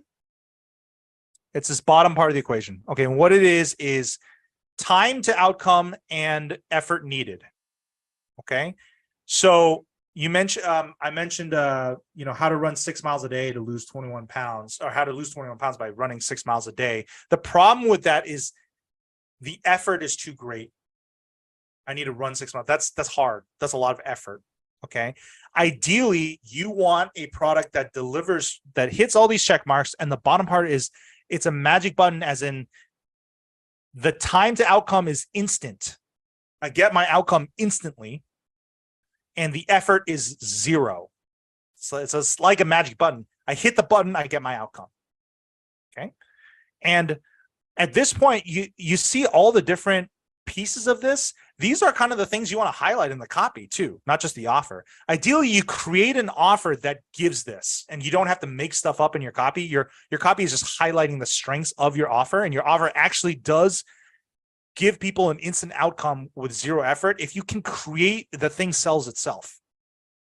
Ning, one thing to add, this kind of all goes back to what we were talking about with creating the right offer. And like with you, with a lot of the keto stuff, you really honed in on time and effort as the big kind of hooks of the actual offer. So you're not just like adding that into the copy later. It's an essential part of the offer. Yes. I went to the recipe team and I said, how low can you get the prep time? I went to the Paleo Hacks recipe and I was like, can you give me all under 10 minutes, all under 5 ingredients? Can you do that? So that was me pushing the recipe team to create the best offer they can. So that hopefully gives you an idea of how to expand past your, I'm going to execute on the copy stage. So how do we improve the offer? Okay. Time. How much time does it take for me to get my desired outcome? The shorter the time frame, the better. Okay. If it's instant, you have a home run product. Okay. Good time frame examples: 5-minute eye lift. I rub a cream on it, my eye bags disappear. 5 minutes. I can show a demonstration video. Oh, boom. Good offer. Okay. Make $2,000 by this weekend. It's all about time. Lose 21 pounds in 3 weeks. Okay. Liposuction and Botox. I get instant results. The next day I look different. Robert Bennett, who's a fantastic copywriter, he had an offer that he was working on. The big idea was the 1-day flip. He was in real estate investing. That's just great. It's just focus on it's always powerful to focus on a short time frame. Okay. And effort. How much effort does it take for me to get my desired outcome? The less effort, the better. Okay. Ideally, 0 effort. It's like I press a button. Okay. Examples of 0 effort or very little effort outcomes. Swipes and templates, I just copy and paste. That's why I like the words copy and paste. Fat burning pills, I pop a pill, I burn fat. I don't have to do anything else. Most like supplements are great because they minimize the effort needed. Invest in one stock and get rich. I mean, that's a lot of Agora promotions.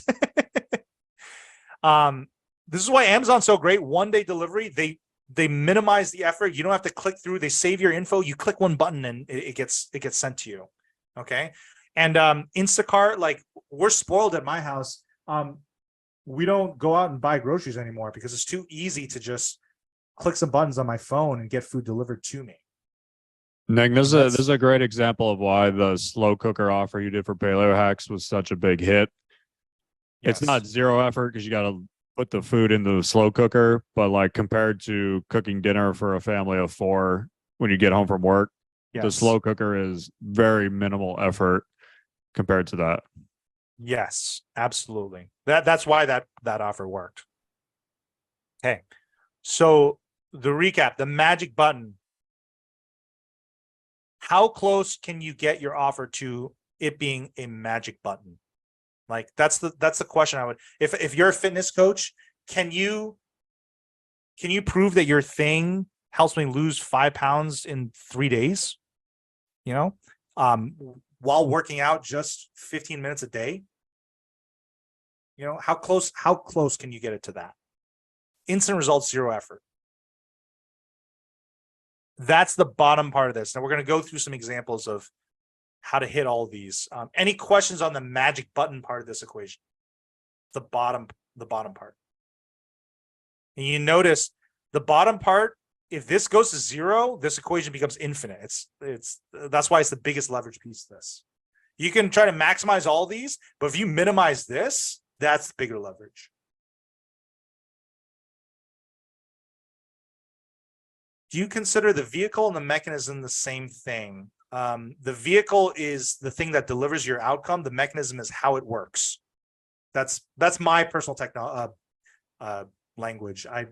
I call the thing the vehicle. It's like in your sales letters, like lose 21 pounds by blank. That blank is your vehicle. How that thing works is the mechanism. Okay. Nicholas asks, Justin, regarding choosing a market with a lot of people, also in this case, the rule of choosing a sub-niche instead of going directly to the large market remains valid. For example, choose a sub-niche. I don't see a question in there. Yeah, I asked him to expand on it. I didn't get an answer. Dirk asks, so Ben Settle style hard work. I've already answered all these questions in the chat. Oh, okay. All right, well then I'll keep going here.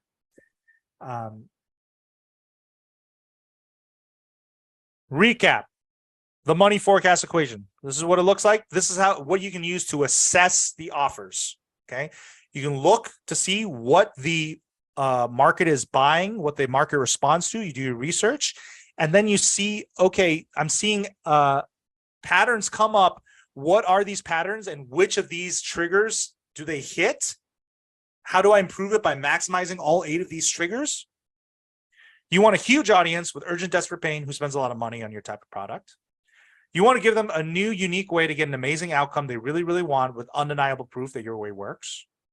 And you want your solution to give them instant results with 0 effort. Okay, that's the recap of the money equation. This is how you create a highly appealing pocket change offer with consistency.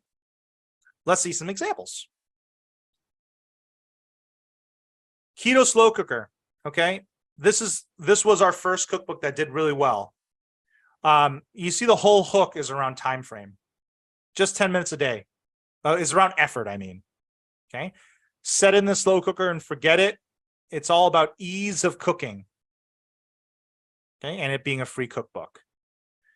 Okay, are they in pain? A little bit of pain. I mean, getting home at 5 o'clock and having to cook dinner, it's a pain point. Do they spend money? Yeah, they do spend money on cookbooks. It's not a lot of money, but it's a little bit. So it's kind of a check mark here. Kind of a lot of people, so a big check mark here. The outcome, cook meals for the whole family, 10 minutes a day. I would say that's a solid check mark here. Proof that it works. This is one part where you don't need a ton of proof because they already believe it. right? If you say it works because you get a slow cooker and it just takes a little bit of time to toss it in. If they already believe it, you don't need to give me a ton of proof. If it's unbelievable and the belief barrier is big, that's when you need proof. Okay. New, yep, it's a new cookbook we haven't released a lot of. Instant results. This actually is not as much of a check mark because you don't get your meal immediately. It's not like a microwave. You kind of have to wait for an hour for it to slow cook or a few hours. So this I wouldn't do a check mark here. Zero effort, yes. Okay, so you can see it's an array of checks, and if you can hit all 8 green, you're gonna have a monster product, but you don't need to hit everything. If you hit just a few big ones, you'll get a big result. Okay. Language of attraction. Okay, so this is a book on how to talk to women and spark attraction. Pain, yes. This is a very painful market. Men who are getting friend zoned, it sucks, right? Money, do they spend money on this? Yes. Is there a lot of men who are being friend zoned? Yes. The outcome, is it desirable to get a woman to like you? Yes. Proof that it works. They did have a lot of proof on the page, video testimonials, so it was good proof. New, not as much. It's not like a new way. He's basically teaching walking up to women and talking to them. There's nothing too new about that. Instant results, sure, you get a good reaction, and then zero effort. It kind of sounds hard. It sounds scary, to be honest. Okay, so this is an example of hitting some of these triggers, but not all of them. But it's still working. The 3-hour copywriter. This is a great name for the product because it's got the time frame, the time to results baked in. New training reveals a way to generate copywriting clients on autopilot every single month without doing all the stuff you don't want. That's a great offer. Okay. Pain. Do copywriters have pain points around getting clients? You bet they do. Do copywriters spend money on copywriting courses? Yes. And courses on how to get clients? Yes, they do. Are there a lot of copywriters? Yes, it's growing every day. The outcome, getting copywriting clients? Yes, they do want that. Proof that it works. He does have proof on the page. Great. A new way, kind of sounds like a new way. Okay. Instant results, says every single month. I might put something like this month or something, or next month or like something soon. Zero effort in 3 hours. I mean, it's good, right? I like it. Okay. More check marks equals more money. That's what you want. Okay. The dating offer, Dirk is working on cold traffic. Okay. I believe it's somewhere between 50 and 100 sales a day. I'm not 100% sure. Okay. The last bonus you can do is it's trendy. Okay. That's why I showed you the Google Trends. Dirk, it's working on YouTube, the dating offer. Okay. But what I mean by trendy, keto 3 years ago was at the peak of its trend. Right now, AI is a hot topic. If you hit on a hot topic, it's like a bonus check mark. Okay. Crypto 2 years ago, when crypto was skyrocketing and everyone was making a bunch of money off crypto, that's a great time to put out a crypto offer. Okay. Bonus check mark if it's trendy. Okay. Some more off the dome ideas. This is kind of how I think. I always think along the lines of this equation. Copy and paste email templates or landing copywriting clients plus undeniable proof that it works. Okay, that would be something that works, and it has worked for me. Crypto price prediction system that consistently makes huge returns plus proof that it works. This was an exact offer that Scott Phillips did a few years ago at the height of the crypto boom. It was absolutely destroying. I was consulting on the offer as they were creating it, and as they were creating it, I saw it hit all the trigger. I was like, this thing's going to be huge, and then I launched it. It was huge. Okay, guys, this is a superpower. If you can predict an offer and how well it does, that is a superpower, and that's going to bring you a lot of money, and it's going to save you a lot of headaches, like a lot of headaches. If you can do this for a company, they'll pay you an absurd amount of money. Okay. Copy and paste my Tinder profile. I'm going to give you the photo, the opening photo to use that quadruples the amount of messages you get. Proof that it works. That would kill. And I believe Blake had an offer like this too, right? Yep. Recap of strategy for how to create a highly appealing pocket change offer. Figure out what consistently works in your niche. That was the beginning part of this this presentation. Okay, by doing market research, analyze that market research and see what patterns pop up. Okay, which part of the equation matters in your specific niche and market. Understand the buyer's triggers, the buying triggers. Okay, then double down on those buying triggers. Okay? And we're going to go into what does that mean, double down.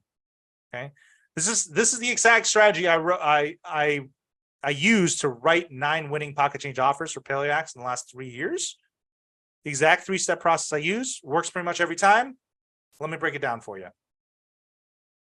Okay, the patterns. So I did the research, right? Here's the patterns that pop up. I want to eat chocolate chip cookies. I want to eat strawberry cream scones. I want to eat French fries. I want to eat all this junk food and still be skinny. I want to get home from work, cook something super easy and fast and have it be delicious. And last is I want to lose weight. I didn't include here. Okay. So after I figured out that these are the patterns, I went through this thought exercise. If I were to double down on these 2 concepts, how absurd could I make it? This is a great thought exercise for you to make. Okay.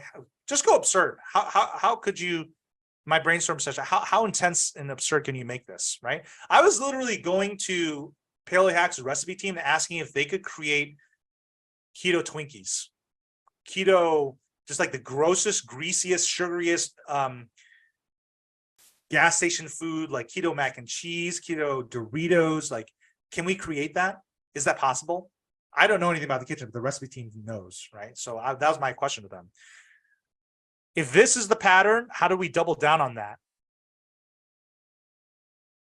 Keto gas station food, keto Twinkies, fat-burning Doritos, mac and cheese, pizza, creamy Alfredo pasta, chocolate chip pancakes, fat-burning chocolate. Like, these are great. These are all just great angles. Okay. Yes, the slides will be included. Okay. So my brainstorm session for this angle, right?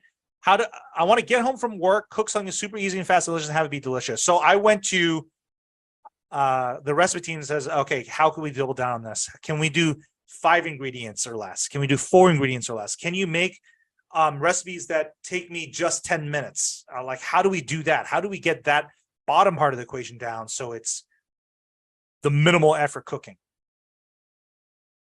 You know, and these are just some ideas. 5-minute dinners, 10-minute dinners, set it and forget it dinners. The air fryer is an appliance.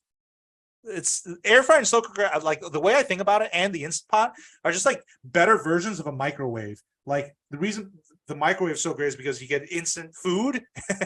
But if you use an air fryer, slow cooker, and Instant Pot, it's just better food. It just tastes delicious. Right. So vehicles for making cooking easy. Slap chop is wonderful. I've been trying to convince Dave that I want to sell a slap chop. I want a slap chop knockoff. Give me a slap chop knockoff to sell. I want to do it right now. He's resistant to the idea, but I'm going to win him over at some point. That's my plan. What, Nick, one thing let's hit on this again, because the mistake a lot of people make with these pocket change offers is they don't put much thought into the offer. They create the offer and then they spend all the time trying to figure out how to sell it. Yes. And that's the exact wrong way to go about it. The way you're talking about is all about creating it and putting all the thought in from the beginning so that we can hit on all these things of it being fast. So it could be less effort for them. So it could hit on the exact things that they want. That's so much more important than trying to figure out how to sell it, because it's super easy to sell if you hit on all these things. Yes. Yes.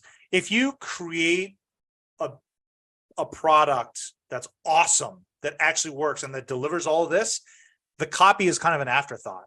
You just mentioned all these wonderful pieces of it. If you create the product without thinking, without putting this planning into it, and then try to apply all the copy after it, that's harder. Yeah. So that's a great point, Justin. Okay. The result of this brainstorm is our entire cookbook suite. If you take a look at this, this is just that formula over and over again. Keto breakfast, fat burning pancakes. Keto carbs, fat burning pasta. Keto slow cooker, keto air fryer. These are all like ease angles. Keto soups is it's an easy way to lose weight. You'll see that angle. Keto instant pot. Instant pot's great because it's the same sort of ease angle. Keto snacks, we're just showing delicious foods. Keto waffles. I mean, you see, we're just hammering those two angles over and over again with different ways. Keto one pan is ease. You cook everything in one pan, so you don't have to clean multiple pans or whatever. That's how we came up with all of these. Yes, 80% offer creation, 20% marketing. If you spend 80% on the offer creation, the marketing does itself. It's like much easier to write. Okay, so our suite of healthy junk food angles: keto snacks, keto baker, keto breakfast, keto carbs, keto sweets, paleo sweets, diabetes friendly desserts, keto comfort foods. These are all cookbooks we have created just to hit this angle over and over again, doubling down on this angle. And then the easy cooking angle: keto one pan, keto air fryer, keto slow cooker, keto soup. These are all keto instant pot also goes in here. These are all cookbooks we created to hit this angle. And that's our strategy. Recap of our strategy on how to create a highly appealing pocket change offer. Figure out what consistently works in your niche. Analyze with the money forecast equation. Understand your buyer's triggers, which triggers matter the most, especially the magic button piece of the equation.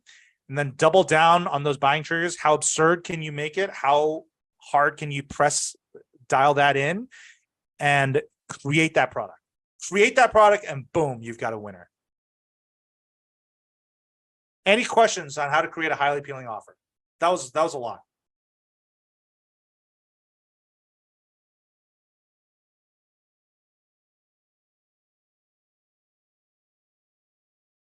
Going once?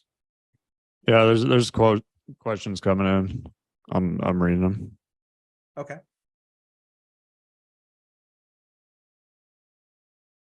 Linda, yeah, it needs to be a product that you create. You're not selling affiliate offers with this. Once you build your list, you can sell affiliate offers on the back end. But this product needs to be your own product that you either create as in a digital course or an ebook or something like that, or it's a physical product that you're sourcing from somewhere and you're selling it.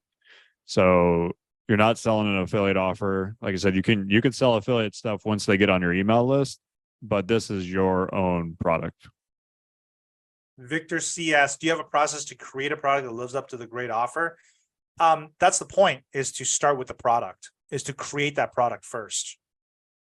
Then the marketing gets easier, right? So like I said, when I'm doing the cookbooks, I don't get a cookbook. I'm like, here, recipe team, give me a cookbook. And then I'm like, okay, how do I sell this? That's not the strategy. The strategy is, ideally, after I do the research, what does my perfect cookbook look like? Can we create that? My perfect cookbook would look like this. It's if they press a button and their meal got made immediately, they eat it, they immediately lose 3 pounds, they step on the scale and they see it immediately. Like, that would be my ideal world. But how close can we get to that? And then I go to the recipe team, or if you're creating the product, you say to yourself, how would I make that happen for my person? Create that product first. That's like in the affiliate marketing space, like they want to make money without having to do anything, without having to build a list, without like basically just like copy and paste links. How close can I really get to them just clicking a button and making a sale? That's kind of the thought process. It's like, obviously it can't just be a click one button, make a sale. It's not that simple, but how close can I get to that is really the big question. Yes. John McDermott asks, how much do you think it helps to have a recognized brand in creating an offer? Not needed at all. If you create if you have all these ingredients, you don't need a brand. You just slap a brand name on it. Brand name will help, but it's not the big lever. Yeah, I mean, I had a bunch of people actually email me about that when I was promoting this, saying like, "Oh, Paleo Hacks has a big recognizable brand. That's why it's easy for them." I'm like, literally 90% of the people who buy this have never heard of Paleo Hacks ever. Yeah, it's about these triggers, guys. It's not about focus on these triggers. Those are the big leverage points. Matthias asks, we have an order bump. About 80% of people are buying in addition to our $37 ebook. That's cool. I would say I would want to know what that order bump is. That'll give you a good indication of what a good offer is for your audience. Do you think it's a good idea to develop a pocket change offer out of this order bump with a similar problem? Yes. Yeah, potentially. Yes. It depends what it is, but Yeah. if there's 80% of the people taking it. Yep. Keto burrito with extra guac next. 1 minute burritos. Dylan said, do you you- promote more pocket change offers to your existing list on the back end, or do you pitch higher priced offers? I think what PaleoHacks does is a mix of both. Obviously, these people bought cookbooks, so they're going to be very inclined to buy more cookbooks. There's a huge thing you learn when you manage lists. Whatever the offer is that people come in on, they are definitely apt to buy more of that. So if they buy a supplement from you, if they buy an anti-aging supplement from you, the best thing to sell them is more anti-aging supplements. If they buy cookbooks from you, the best thing to sell them is more cookbooks. I know one of the things, like with the paleo hacks list, that was a big eye opener for them, was they were trying to sell lots of like weight loss and typical kind of like ClickBank stuff, and finally had a realization after a couple of years that their list is much more of a cooking list than it is a weight loss list. And so now they're doing much more stuff around cooking, like kitchen knives and avocado oil and salt product, like food, like actual salt that you can buy. That's a very, very big realization that they had, and it's going to drastically change how their back end performs. Yep. In general, you want your back end to be congruent to your front end. Yep. The more congruent, the more money you make. Michael said, how do you create proof for something that you only just created? What's your strategy for gathering that before you launch? So, I mean, you can run a test beta group and get proof and testimonials and stuff through that. A lot of times you can launch certain, like the Paleo Hacks offers really don't need a whole lot of like testimonials. They'll work perfectly fine without them. So, I mean, it really kind of depends. There's a lot of financial offers where their proof is proof that this system worked over and over and over again. And they don't necessarily have like Chris from Idaho made $150,000 with it. Like they have some of those, but it's not like they have just like overwhelming proof like that. If you have overwhelming proof like that, it's great. And definitely you should use it. But you don't always have to have it. You can also get creative. Like Michael, it really depends on what specific offer you want to do. But like Tiana has just launched her like eye lift cream, and she sourced testimonials and videos from all of her friends, her family. She sent them the product so they could do it and ask them to record a thing. Okay, so just you can collect proof that way. I'm gonna answer some of these questions in here, Ning, if you want to keep moving. Okay, cool. I will. All right, guys. How to write killer copy for your pocket change offer. Obviously, this is a big, broad topic. We can't boil copywriting down to, a little section, but it's we'll hit on the big levers, right? Because killer copy plus highly appealing offer equals many dollar signs. Okay. Most important part of your copy is your big idea. You're going to notice a similar theme here. Think of your big idea as an elevator pitch for your pocket change offer. Can you explain the sexiest parts of your offer in 1 to 3 sentences? That's what, like, an elevator pitch is like, you go in an elevator, there's another person, you pitch them, you're just like, hey, what do you think about this? Do you think it would be cool if I give you a cookbook with recipes that just take 10 minutes and like every day you can make dinner, and it's got all these great delicious recipes and it only takes you 10 minutes a night? Okay. That's an elevator pitch. Example, keto slow cooker. Cook delicious fat burning meals in 10 minutes a night with these slow cooker recipes. You just toss the ingredients in, press a button. I like to use the magic button, like, language. Watch Netflix while your food cooks to perfection. Get your cookbook free today. Okay. That's a good 2 to 3 sentence pitch. Here's how you should be coming up with your big idea. Studying your past winners to see patterns of what works and copy patterns that pop up. Analyze with the money forecast equations to understand which of the triggers matter the most, which are popping up over and over again, see the patterns. And then you double down on those buying triggers, and that's your big idea. Okay. So for example, I just coached, over the past week, I talked with one of the other writers at Paleo Hacks. They were trying to write a sales page for Keto Baker. And he was like, man, I've just seen this like chocolate cake, lose fat by eating chocolate cake thing over and over again. What if we did something new? Like these chocolate chip cookies taste the same, like these keto chocolate chip cookies taste the same as other keto chocolate chip cookies. And my answer to that would be, you're seeing what works, and then you're going into left field, into Narnia. Okay. That's always risk. Okay. If you want to be creative in the realm of what you've seen works. So maybe it's not eat chocolate chip cookies and lose 21 pounds. Maybe it's eat strawberry cream scones and you lose 2 pounds overnight. Check your weight in the morning. Okay. So if you want to be creative, be in the realm of what works and the buying triggers that works. Don't go off into Narnia. That's the main, that's my main message here. Okay. So example one, keto slow cooker. What works in cookbooks?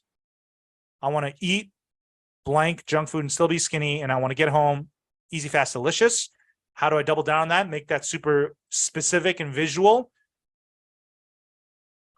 That my big idea is cook delicious fat burning meals in 10 minutes a night, toss the ingredients in, press a button, watch Netflix while your food cooks. Free cookbook. Okay. And let's take a look at the sales page. Okay. This is the original sales page I wrote. And the headline complex you guys already saw, but the lead, you take a look. I just visualized what that might look like for them. I just took that big idea and I said, what does that look like for you? Okay. Imagine getting home from a busy day around 5:30. Dinner's already done, waiting for the family. It's an amazing tray of creamy sun-dried tomato chicken. I engage the senses, right? Here's the smell, here's the taste, here's the reaction of the family. And then I hit on the magic button, right? Best part, you didn't have to do any chopping, mixing, cooking. There's a little compliance language. This is back when Facebook had a problem with the word you. All you had to do was spend 10 minutes that morning, toss the ingredients in the slow cooker. That's possible every night. I'm giving you a free cookbook. Boom. That's the lead. Okay. Take what works, double down on it. All right. So that's one example. Results for the keto slow cooker. 326,000 copies sold, customers acquired. To give you kind of a reference frame for that, our email list is about 1.1 million. So this is about a third of that.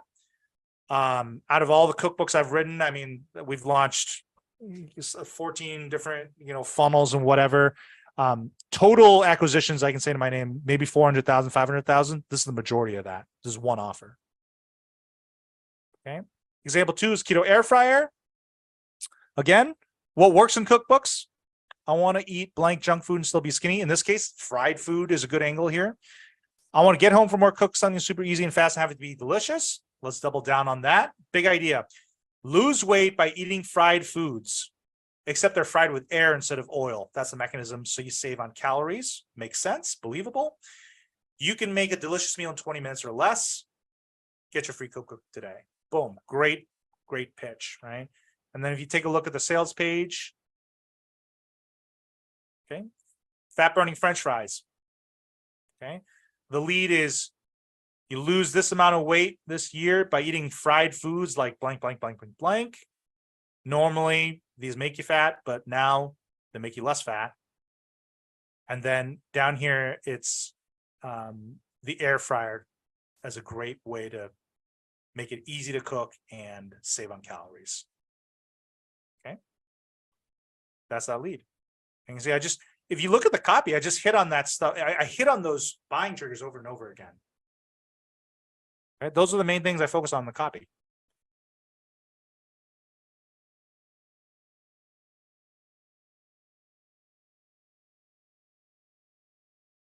Results of the keto air fryer launched with an 11% conversion rate, which is great. It's currently our best performing funnel. Keto slow cooker is kind of fatigued after whatever, how many, 3-4 years of running strong. This will eventually, keto air fryer is still running strong. It's probably going to surpass keto slow cooker at some point. Okay. We're also running a pocket change funnel selling salt. Okay. And our salt is sort of positioned as a gourmet salt. what works for gourmet foods is like, you kind of want to think about the Whole Foods market. When I write this type of copy for gourmet food products, I think I'm selling to the La Jolla MILF is what I call my avatar. If you don't know what that is, La Jolla is like a super rich part of San Diego, and I imagine like a mom going to Whole Foods and Trader Joe's and buying like the healthier versions of what's that, Target or Walmart or whatever. Okay, this is the Whole Foods version of the crap you eat. Okay, so my big idea, how do I double down on that? I say your low quality salt has bits of plastic garbage in it, which is true. Okay, there's microplastics because it's made from the ocean. You have ocean salt. Okay, supermarket salt is chemically processed and poisonous. Natural mineral salt is healthy, delicious, and actually good for your blood pressure. It's kind of a juxtaposition between crappy salt and good salt. Okay, and if you take a look at the sales page, I led with would you eat a plastic credit card for dinner? Okay, because that's what you're eating if you're using supermarket salt. Okay, that's where if you use table salt from your supermarket, that's exactly what you're eating, and it's what you're feeding your family. You're feeding your little bits of garbage. National Geographic study reports. This is a piece of proof I found. 90% of the table salt is laced with and why? It's coming from the ocean. Ocean's polluted. Okay, and then if you take a look, it's all about the way your salt is made and the way our salt is made. Bad salt, good salt. Okay. At the end, the pocket change offer is a 136. If you took the one bag, it's free plus shipping. That's a pocket change offer. Okay. Just so everybody knows, this is a very different version of a pocket change offer because there's multiple options. Usually everyone is just one option, by the book, by the supplement, by the little gadget, whatever it is. So this is kind of a very different version. So just be aware of that. Yeah.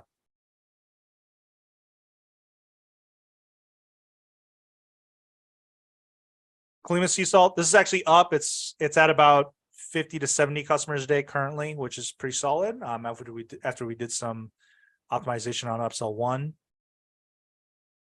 That's my process of coming up with a big idea for the copy, you guys.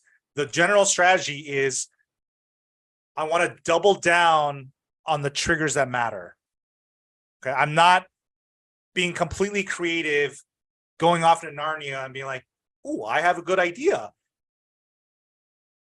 Let me just write this random idea." I figure out what works and I get creative in that direction. I double down in that direction.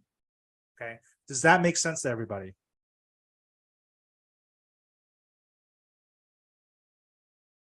Tom Renner asks, I feel like essentially we're finding an offer that's working and then finding our own vehicle mechanism to deliver the same outcome, ideally quicker and easier in a new way. Is that the right thought process? Yes, that's a great thought process. Tom, that's a great way to think of every offer. Like, if you look at all the offers that are promoted in the BizOp affiliate marketing space, they all have the exact same benefits. They all have the exact same desires and pain points.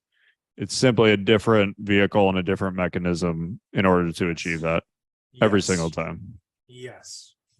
BizOp is like the most blatant example. It's always like passive income, become a mugpreneur, sell mugs on Amazon.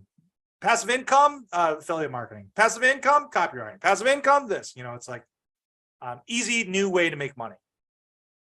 Plus proof that it works. That's what works in BizOp. If you want an offer that kills in BizOp, here's the formula, guys. We found a new easy way to make money. Here's a bunch of screenshots of checks. It works. How does it work? Here it looks new. Here's a new unique way. Boom. You've got a winning offer. Joey Nichols asks, can businesses be targeted in ads for pocket change offers to sell B2B? I've answered pretty much all these things. Oh, okay. You want me to keep going then? Yeah, just keep going. Okay, cool. All right, guys. How to price your pocket change offer. Most of the examples are shown are free plus shipping. You charge for shipping. Shipping could be $4.95, $6.95, $10, usually under $10. Okay.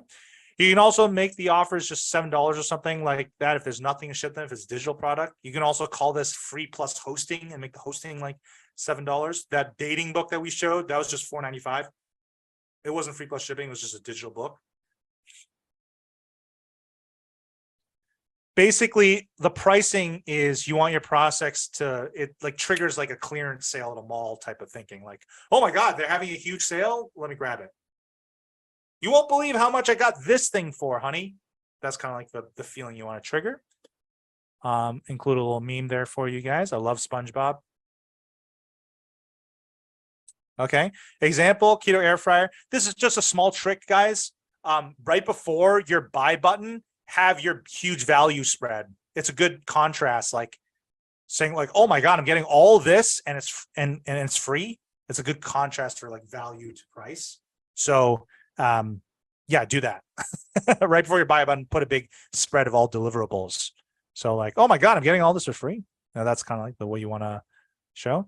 The language of attraction, this page, I actually consulted with this company and they had bonuses that didn't show up here. I told them to put them here. I told them to make a bigger spread here. Okay. So that's kind of what you would do here. Okay. I feel like that's pretty straightforward, how to price the front end. So we covered how to create a really appealing pocket change offer, how to price it, how to write the big idea. The next most important part of this is about as equally as important, guys, is the upsell one. Okay. Creating a winning pocket change offer is a high converting upsell one, above 20%. And the main thing here is the same thing. Upsell one, it's all about the offer, and then the copy is secondary to the offer and the product. Okay. So you're planning for this. This is kind of the strategy you want to use. A high converting upsell one is crucial for boosting the AOV of the funnel to cover ad costs. The conversion rate of upsell one will make or break your funnel. Okay. If it's good, your funnel is good. You can start adding all the little bells and whistles like the order bump and the upsell to and the this and the that. But if your upsell one's not there, your funnel won't make it. Okay. The same theory that you've already learned applies to creating a high converting upsell one. Offer first. The money forecast equation still applies. Okay. Think of upsell one as an upgrade to your initial offer. This is a classic one for McDonald's. Would you like to supersize that? Our most successful customers also get blank. This is kind of the thinking behind upsell one. The most important part of creating a high converting upsell one is having the right offer. It's not the copy. Okay. Back when Keto Slow Cooker was launched, our upsell one wasn't working. And we had to change the entire offer, not just rewrite the copy to make it work. By the way, guys, I would highly, highly recommend to really pay attention to this part, because with a low price pocket change offer, if your first upsell does not convert, there is absolutely zero chance that it works. And so everybody who's in the chat asking questions about all kinds of other stuff that doesn't really matter, you're missing out on the stuff that actually really matters. So highly, highly, highly recommend paying attention to this. Ning and I really trimmed this whole thing down from what was going to be about a 5-hour presentation to this, to really focus on these two things, which is getting the offer right and getting the first upsell right, because those are the two things that drive everything. Well put. You can still use the same research techniques you learned today to get the upsell one offer right. You study the past winners. I would do all the recon that I can. I would go and study the past winners in the niche, buy their front end because it's super cheap, and just see what their upsell one is. Okay. Take a screenshot. There's software out there. You can take a screenshot. Boom. You have all that info right there and you see what works. Okay. Pay attention to the patterns, analyze with the money forecast equation to see what buying triggers matter the most. Same process here. Okay. The most important part of the upsell one offer is to keep it congruent to your front end offer. That means the benefit and the outcome should be the same. You're just promising more of that, or a faster way to get that, or an easier way to get that. Okay. The highest converting upsell one offers are always usually the following angles. Done for you results, basically more magic button-y. Okay. Less effort, basically. Faster results, shorten the time frame. Okay, you notice both of these are the magic button triggers and more of the same. Okay, this is for physical products. This is usually what you would use. Okay, so examples for done for you. Okay, on the front end, it might be a book on how to talk to women and spark attraction. On the upsell one, you might upsell basically copy and paste lines to say to her. Okay. How to land copywriting book, how to land copywriting clients book into done for you. I will hire you in Upwork for your first job. Okay. Done for you. That's a really great upsell. Okay. How to fix your bad credit into a program that fixes your bad credit for you. Okay, so a good template for this is how to blank into, let me do that for you. Okay, that will always sell. Okay, the done for you aspect is so good. Faster results examples. Keto cookbook into keto fat loss accelerator. Almost all of our upsell ones for a cookbook is just a fat loss accelerator package.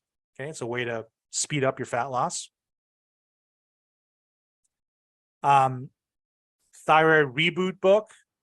We have 100 thyroid friendly recipes, and the promise was basically like it'll speed up your recovery.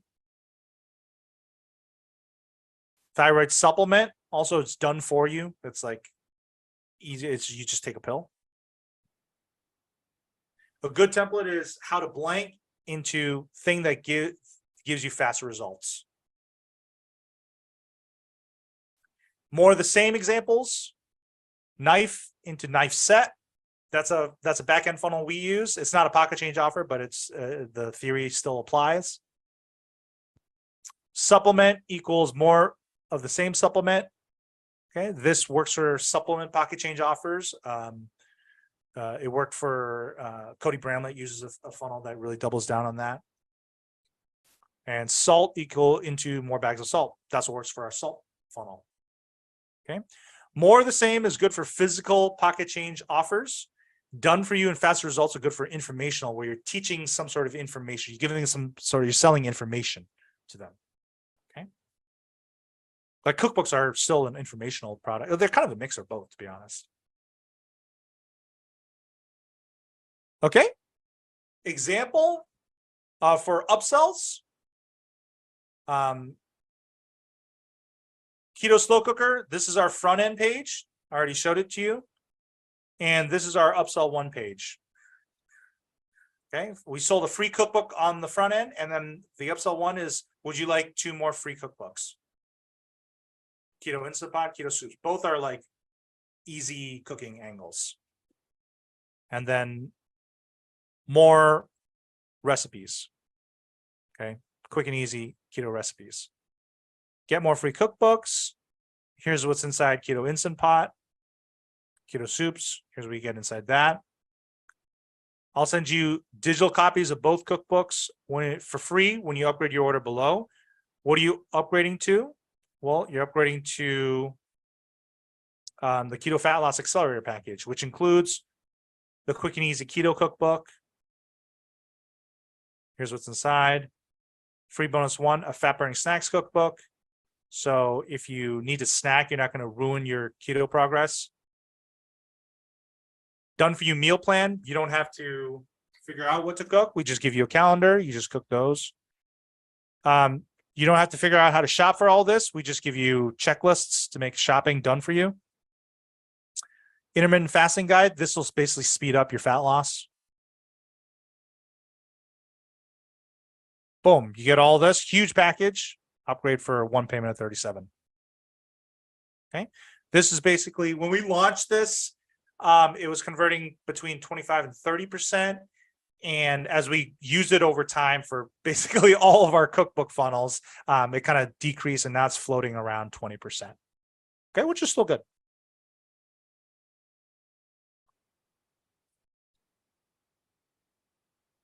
Keto air fryer. Okay, you guys saw the front end page. And here's the upsell. Same thing.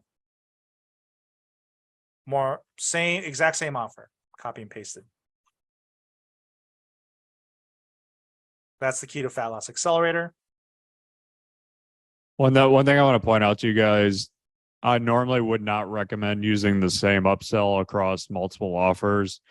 They've found a way to make it work and still convert around 20%. If they wanted to get the most out of these offers, they would individualize each one of those. They would individualize each one of those first upsells, but this is kind of a way for them to simplify the process and still get a pretty good conversion rate on that first upsell. So I would highly recommend, if most of you are only going to be doing one pocket change offer anyways. So you really want to make sure you tailor that first upsell to what they bought on the front end. We actually tried that, but it was a tech nightmare.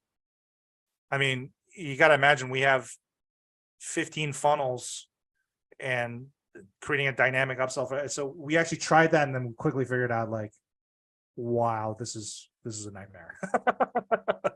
So we just kind of resorted back to this. And then this is a company I consulted with who's got a great funnel that I was actually trying to learn from. They've got a gluten-free baker. Okay, you can see they use it's a cookbook. They use the same sort of the guy said he'd been studying our funnels for a while, which makes sense. You know, chocolate chip cookie is the same sort of angle. You guys see this? Okay. And at the end, they're selling low priced offer. So not super pocket changey, but still kind of low priced. And then they're upselling into it's a sourdough. So it's a baking cookbook into a how to make sourdough bread class.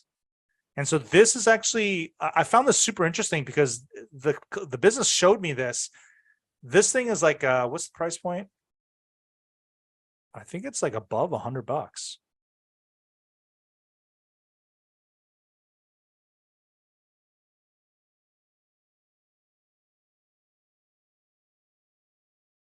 It's $77, which is a high priced upsell for pocket change offers for, especially from the cookbook niche. But when he told me it was converting well, so I don't think it was quite 20%, but it's somewhere around 15%. It was converting well enough for this to run on cold traffic. So very interesting. Okay, notice that it's congruent, sourdough baker, right? Okay, and when you're writing copy for the upsell one offer, it's best to just follow a template. You know, Justin's got an Olaf training for that, but it's basically you congratulate them on their purchase, reassure them they made the right decision, future pace the benefits that are coming along their way. This is kind of more of a reassurance you made the right decision. It calms the buying anxiety, the post-buying anxiety. You present them with the new problem that arises after they fix their first problem, fixed by the front end. Then you introduce your solution. This is your upsell one offer and the benefits. You explain how your new solution works. You tell them it's a one-time offer. And then you give them a guarantee. And that's it. Okay. If you just follow the template, usually as closely as you can, it works. This is a bonus upsell one tip. This is something I recently found on a split test, actually. If you can give your readers a compelling, believable reason why this is a one-time offer, you can dramatically boost the conversion rate. Okay, so I actually sent this out in my promotion to my my email list. There's a recent split test we did at Paleo Hacks for a salt funnel that I'm actually really proud of. I basically rewrote the upsell one page. I didn't change the offer. I changed it just a tiny bit, but it doubled the conversion rate. Okay, and for me, that's impressive because I didn't touch the offer. Normally, if I want to get a big boost, I would just change the offer. Okay, but we didn't change the offer. It's still there's more bags of salt, but we got a big boost. I'm gonna show you how I did that. Okay. So on the, this is the Ava Jane's Kitchen salt funnel. You guys saw the front end. This is the old upsell one. It says basically, would you like to double or triple your order for a big discount? I'll throw another bag of salt for free. It's more of the same. Basically, here's the congratulating you, reassuring, future pacing benefits. Okay. And then going into, would you like more bags of salt? Okay. And the argument for it, right? There's a limited number of bags every season. Because of how the salt is harvested, it's only harvested during the dry season, which is 16 weeks long. So the real scarcity that we don't have infinite bags of salt, right? There's a limited amount of salt every season. We always run out. Testimonials of people loving our salt. Here, get more salt. Okay, you add 3 more bags or 6 more bags. Okay, that was the old upsell one. And so when I saw this and it was converting at around 17%, which is a little low. My main question, I had to sit down and brainstorm how I wanted to improve it. And this is kind of what I came up with. Really focusing on why and a believable reason why. So I said, we just had a bountiful harvest season. So are you interested in this special one-time gift on us? Read below to how you can get an extra bonus bag of sea salt for free. Okay. So same thing. I congratulate them. I future pace them enjoying the salt. And then I go into, we just had one of our most bountiful harvest seasons yet. Is it okay if we share the joy with you by sending you a little gift? Okay. Would you like to upgrade your order for 70% off discount? We'll throw an extra bonus bag of salt for free. Here's how it works. There's no additional shipping. Salt never goes bad. This is the cheapest price you'll find anywhere. Okay. This is just stuff. I talked to the customer service team and John Course, and he said this is the stuff that people really resonate with. So I was like, okay, I'm going to definitely put those 3 in. And we'll throw an extra bonus bag for free. This is one time just for this season. And instead of it being a dual option, you see on this old one, it's a dual option. Choose 3 or 6. I just take away the choice. I was like, okay, if they bought 1 bag, just show them 3. If they bought 3, show them 6. If they bought 6, show them 6. I told that to the team, just so they have one button to click instead of a decision to make, which will introduce resistance and resistance fatigue, decision fatigue. And then a reminder, giving them the main selling argument of Gourmet Foods, which is your salt sucks, our salt is awesome. Here's how. Guarantee, one-time opportunity. Boom. That's it. But that difference of giving them a compelling reason why and really emphasizing that made a huge difference. Hey, Ning, one thing I want to emphasize for them, Ning just showed a ton of stuff with obviously a salt offer. This does not just apply to salt offers. People tend to get that kind of thought in their head.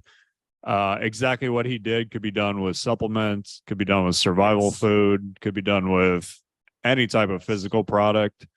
These things are all replicable across many different niches. So everything he just kind of showed in terms of physical product stuff with the upsells could be replicated among dozens of other niches. Yes, giving them a compelling reason why this is a one-time offer, or this is like an instance in time. Okay, it's like an instance in time. Oh, we're having a quick little sale here. Do you want this? Right. And so you can see the upsell stats here. Variant A, the old one, upsell one converted 16.5%. And then the new one, upsell one converted at double, which is not what I expected at all. I was expecting a bump, but not double. So yeah. This got our paid media campaigns working again for this funnel and scaling it up. Okay. Any questions on coming up with your upsell one offer or writing the upsell one copy?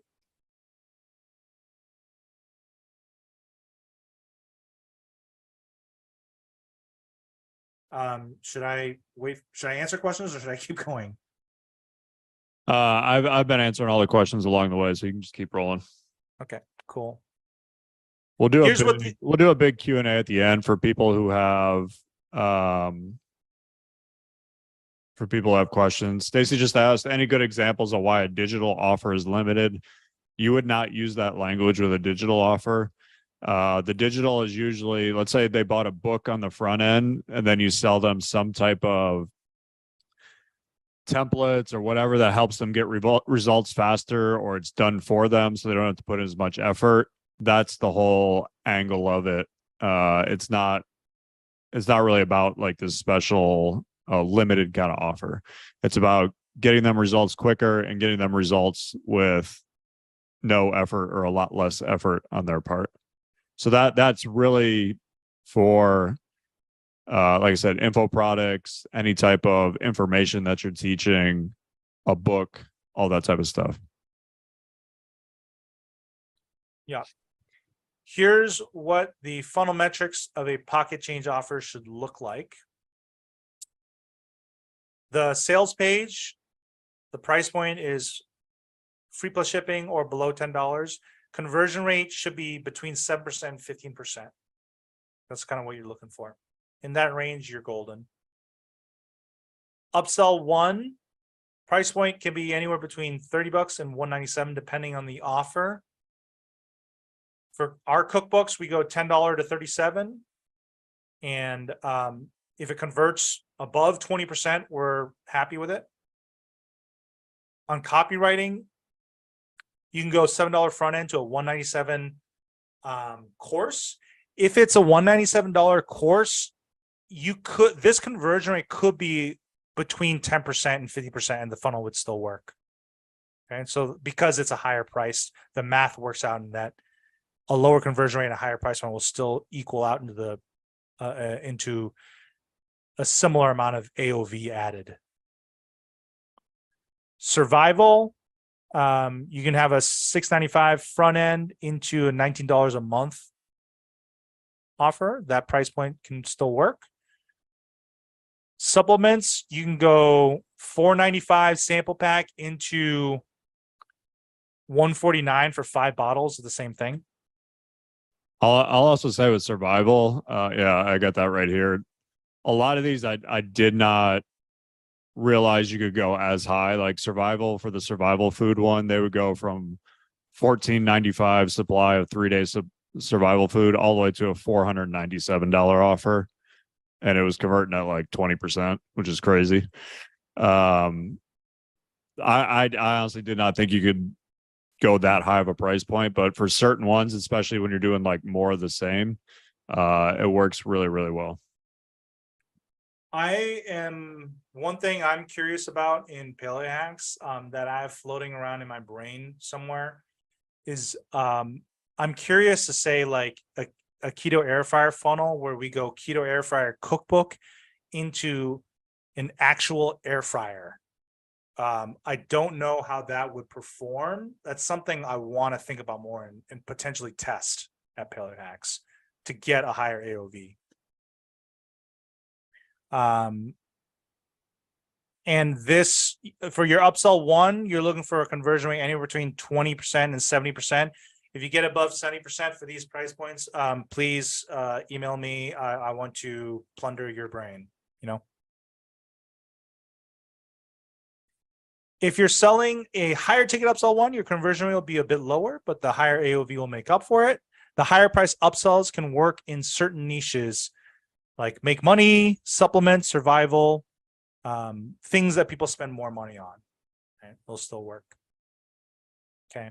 At Paleo Hacks, for our cookbook funnels, we try to add about $17 to $20 in upsell AOV to a free plus shipping offer, which comes out to a total funnel AOV of around $27 to $30. Okay, that's what we're aiming for.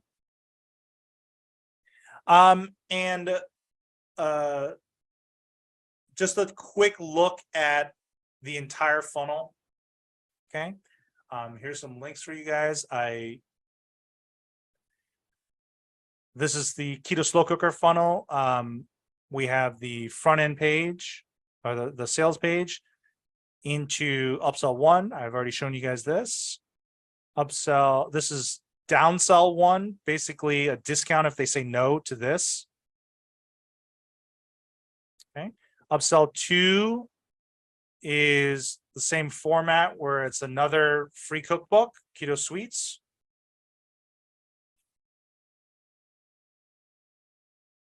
With some more bonuses, Keto Kitchen. Just more recipes, more cookbooks. The downsell. The third upsell is a recipe club where they get recipes every month. And as an entry gift, they get 3 more cookbooks. It's literally just more of the same, more of the same, more of the same, more of the same.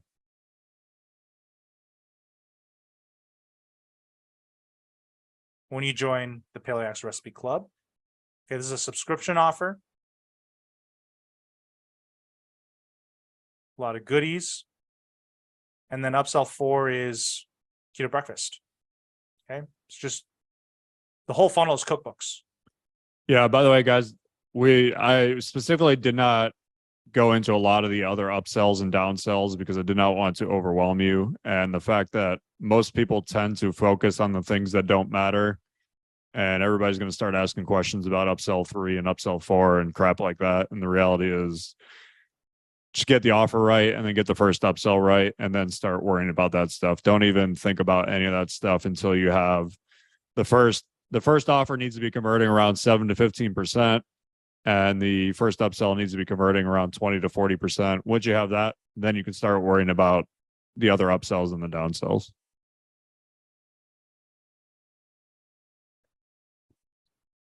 This is an example of a email swipe we use to drive traffic to it.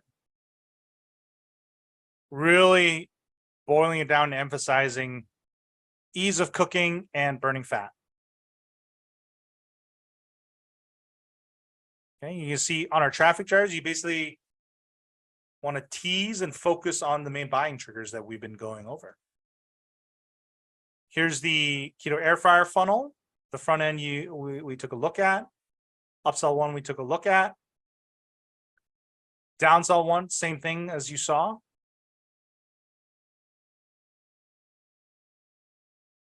Same upsell 2 of another cookbook into Keto Kitchen, which is just more recipes.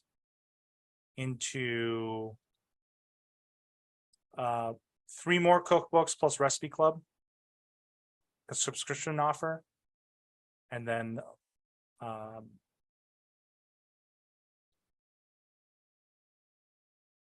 upsell 4 is Keto Slow Cooker cookbook, another cookbook. Okay, this is the downsell. One of the traffic drivers, if you're going through affiliates and you need email swipes, traffic drivers, I would lump like emails and ads together as traffic drivers. Dave Sinek hates this, but like our email swipe that just works over and over again is U1. It's just a really dumb angle, but somehow it works and we can't beat it. It's just like, you won a free cookbook. We did a random drawing, you won. And like what we found was that the more believable the reason why is for us sending you a free cookbook, the more it worked. So I was trying all sorts of angles like, oh, our warehouse made a mistake and we have a free we have a box of cookbooks laying around. We're just giving them out. You were one that, we chose. Like, so we had random angles like, you lucky duck, you won. Like that just, you got a free cookbook here, click here to claim it. Click here to claim it. Yeah, I've seen that. I've seen that angle used in a lot of other niches as well for the pocket change offers. Yep. And then other email driving angles at work include just hitting the same big idea triggers that we've been talking about, which is ease, time frame, eating your healthy cheat foods, those same angles that we found that work over and over again. I'm going to just use those over and over again. Eat French fries, still lose weight? Yes. Click here. So those are these 2 funnels that you can take a look through. You guys will have the links to it when you get the presentation and all that, so you could go through it in the future if you want to go through it again. Yep. You can have 3 or 4 upsells along with downsells. That would be a complicated funnel. If this is your first shot, just focus on getting the first page and the upsell working at the numbers that we recommend. If you launch it and you're troubleshooting and it's not working, here are often the biggest mistakes that people make with pocket change offers. Okay. Number one, your pocket change offer isn't appealing enough. Okay. If your front end offer isn't appealing enough, you need to go back to the drawing board and try to follow the formula that we gave you more closely. Okay.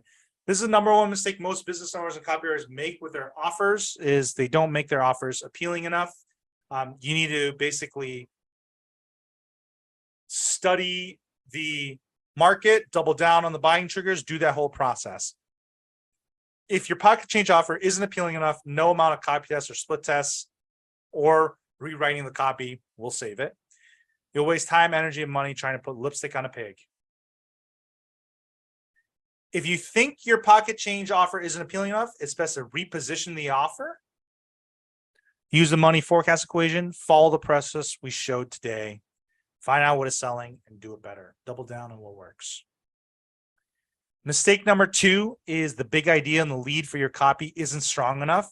Usually this happens when you veer off into Narnia and you don't double down on the buying triggers that you've discovered through your research are what makes people buy. This usually happens when the copywriter doesn't focus on the main buying triggers, or if they don't understand what the biggest buying triggers are. If your first 500 words don't grab attention, no one will read the rest, no matter how well it's written. That's why the lead and your big idea matters so much. So if this is the case and you think your copy isn't strong enough, focus on the money forecast equation, figuring out which buying triggers come up over and over again by studying past winners and then doubling down on those buying triggers. Remember, your big idea / lead is like an elevator pitch for your offer. If you can't condense your pitch down to 1 to 3 sentences and have it be compelling, it's probably too complicated and your big idea is not good enough. Mistake number 3, the upsell one offer isn't appealing enough. If it's not a done for you version to get the same thing, a faster way to get the same thing, or more of the same thing, then it's riskier and it's likely that it won't work. Many copywriters and business owners end up creating upsell ones that are not congruent with the front end offer. It's something they just throw in after the fact. They put a ton of effort into the front end page, but then they kind of just like throw together an upsell one. That's why it doesn't convert as well. Yeah, it's basically like what products do we have lying around that we could sell as upsell one is the thought process. A lot of even smart marketers do this, and it's such a mistake. Yeah. For example, one mistake would be after a front end product giving copywriter email templates, you sell them templates for sales pages, something that's just harder. Remember, you have an email buyer, you have to give them more ways to do email. So I would predict that more email templates would work better here. Yep. Remember, upsell one offers that work the best are faster results, done for you, more of the same. Stick to that. How to come up with strong traffic drivers. These are emails or ads. If you're doing email drops and getting traffic from other people's email lists, you need emails. If you're doing ads off Facebook, whatever, you need ads.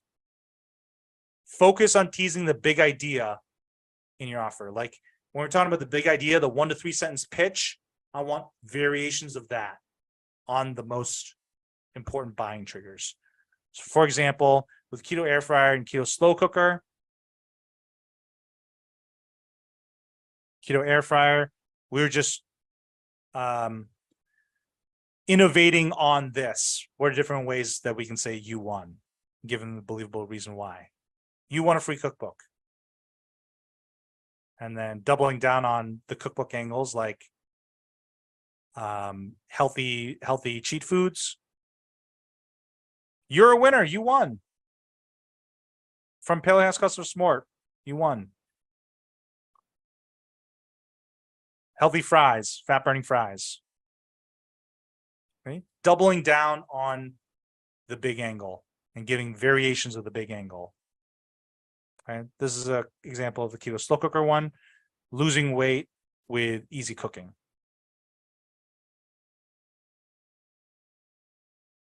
Okay, so those are ideas on the email swipes. At Paleo Hacks, you win as a traffic driver angle that wins a lot.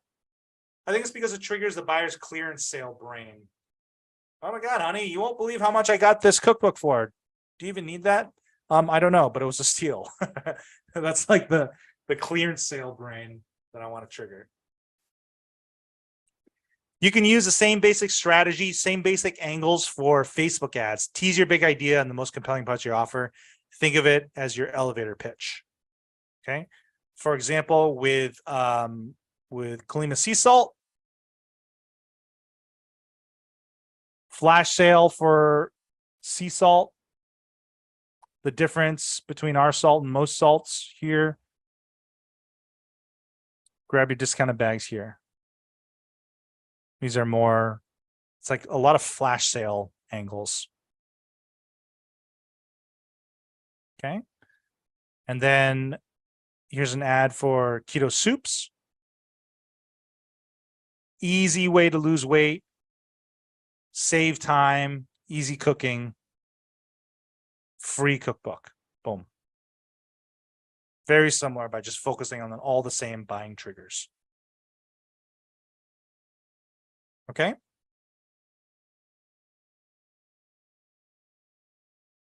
You can find any company's Facebook ads with the Facebook ad library. Just go to Google, type in Facebook ad library. It'll give you a link. You go in there. You can find any company's Facebook ads. Easy to find. Okay, guys, that's so much stuff. Recap on this training, how to build a massive email list with a pocket change offer. Okay. The biggest things to focus on, get the offer right by studying what works, looking for the patterns in the copy and in the offers, understanding why it works by using the money forecast equation to identify which buying triggers matter the most, which buying triggers are people really, other winning offers really focusing on. Doubling down on that. How do I double down on that? How do I do that better? Okay. Step 2, write strong copy. Starting with your big idea. Your big idea should be an elevator pitch that doubles down on what works. Study what works in the winner's copy. You double down on the buying triggers that matter. And then creating a strong upsell one offer by either doing a done for you, more of the same, or faster results. Following the template that we give you. And then you write traffic driver ads that tease your big idea. And then you build an email list. You acquire customers at a break even. You get an email list. And then you email your buyers other offers and you make profit. Questions? We can do, I'm sure there's a lot of questions.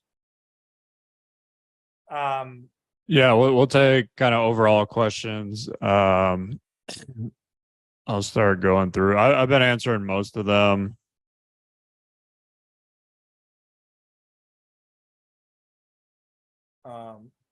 Let me pop out this chat here. Okay, I'm gonna go from. So Herrick, I don't know if I'm saying your name right, asked if we've tried these offers on webinars, workshops. No, neither of us have tried that. Does offering a free trial for the pocket change offer help to increase conversion rate on the front end? Example, free trial for 30 days and charge $10 if happy. I'm personally a fan of just selling them something on the front end. And then if it's a physical product or something, then upsell them more of it. It's really hard to make the AOV work if you have to wait 30 days for money to come in. Most people simply can't make that work. So I think you're better off selling them whatever the product is on the front, upselling them more of it, or I'm assuming, like, if it's a physical product, let's say you sell them the supplement on the front, upsell them more of the supplements, and then try to make all the money there. And then if you want to put them into a rebill situation later do that through the back end email list.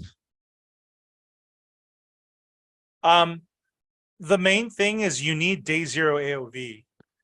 You need Yes. initial purchase AOV. So if you're doing like your extra revenue from the funnels coming in 30 days later, your math is going to be all wonky and you're going to be losing money. You're going to be burning money basically. Yep. Sean Eric, said, I'm concerned about how much money goes into testing each offer. What is the statistically significant number before you can see if it's a dud or a winner? You could start small with testing. Like you could test Facebook ads for $10 a day and just kind of see if you get some sales. Really in the beginning, you're just looking to see if you get some traction. So if you spend $100 on ads and you get, let's say you bring back, I don't know, $40 in sales, like that's a good sign that you could continue to work on that offer and get it to convert. Most likely you're not going to put out an offer and it's going to, like if you spend $100 on ads the first time you test it, most likely it's not going to bring back 100 or 150 or 200. If you did, awesome. You hit a winner and you're damn good at what you do. Most likely it's usually going to be underperform that. And you're going to have to test some stuff to get it working a little better. but I mean, you're not, like you may be losing a little bit. If you're like spending 100 and getting 80 back, you spent $20 to get some data, you know, which is good. Yep.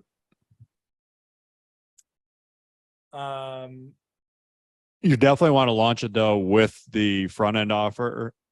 So you have the sales page there and you have the first upsell. So don't just launch it with the sales page. You want to have the sales page and the first upsell when you launch it. Okay. More Sean ad also has- examples. I mean, really, honestly, the traffic is the easiest part. I want to reemphasize that. You can go find tons of ad examples on Facebook. Ning shared a bunch in here. If you can get on email list, you'll see them there. Ning gave you the exact formula for going through Facebook and finding these types of ads. So you could just search that. So we gave you, I don't know, 10, 15, 20 of them. You can go easily find more. We did not dive into organic traffic because there's so many millions of ways that you can do organic traffic, but that's a whole different topic for another call. Would be a spend to results ratio that would indicate the offer is a dud. If you're spending 300 and you're getting less than a 40% or 30% ROAS, I would probably be like, okay, there's some warning signs that this might not be a thing. Yeah. Richard said, I'm selling soft skills training with 3 products, $100 a month newsletter, 1-day workshop, group coaching. What's soft skills? Guys, when you're communicating this stuff, if you're a marketer, like practice giving me a sexy pitch. Yeah, you got Practice like that. there's not a question in there. Like, it's what's down the it's down soft further. skills My training? question is, would you use the newsletter as the upsell one?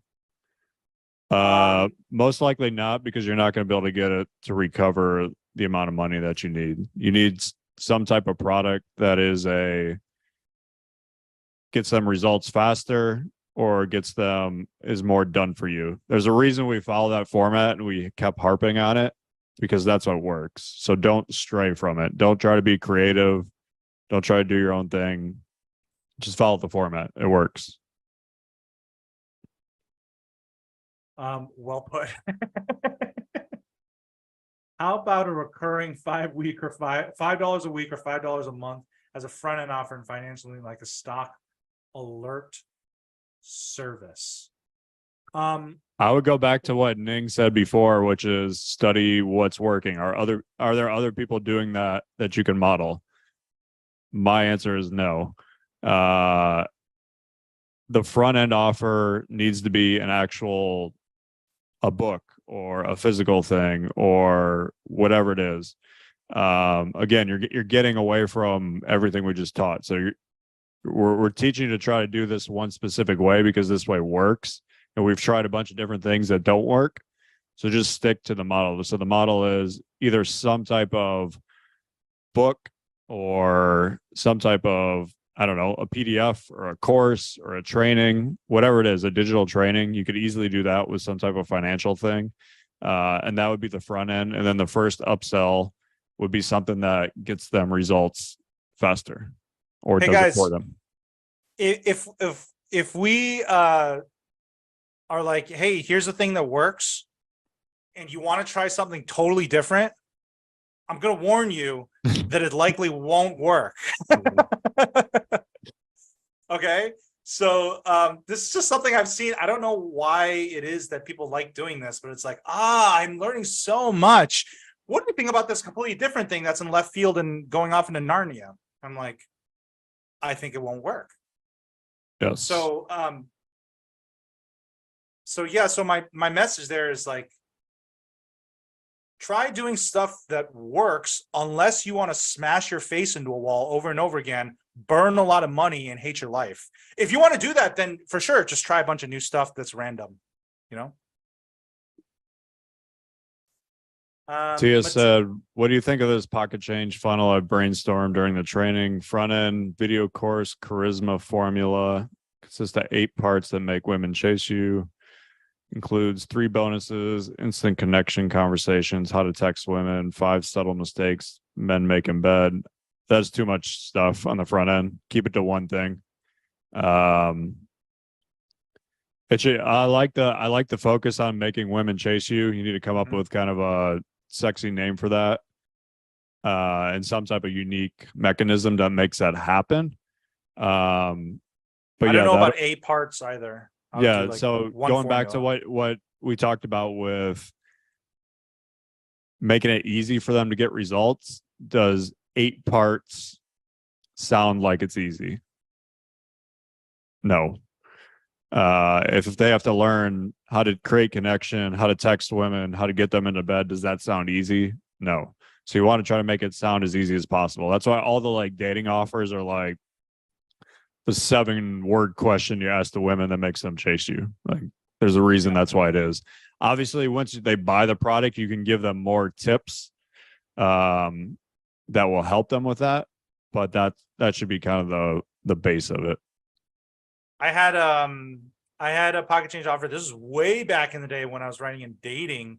That was I think it was like the 7-word sentence that makes her chase you. And then that was the opening to I had a whole VSL, and then I had a bunch of proof, and the offer was like a book. It was like $10 or something. It converted really well. Reese Monkey said, is ClickFunnels one of the best places to find offers that are working right now to model or any other resources? So Ning covered that. I'm assuming you missed that part of the call. Ning covered that. It's basically getting on the email list in your niche, studying what's working there. And he also showed how to find them on Facebook ads and to study the ads that are working there. Those are kind of 2 of the resources for figuring out what offers are working. Another easy way is just ask. If you're in any of the like Facebook marketing groups, I mean, if you're in any of the, like the copywriting groups and Facebook groups, just be like, hey, I'm creating a men's dating offer. Do you guys know offers that are working in that niche? And you'll probably get a couple of people chiming in and telling you. Yep. Act like a customer, search their keywords, click on ads, get retargeted, click, submit your email, buy stuff, get retargeted. I mean, check your email. That's how you do that. Yep. Anybody else have a question before we wrap up for the day?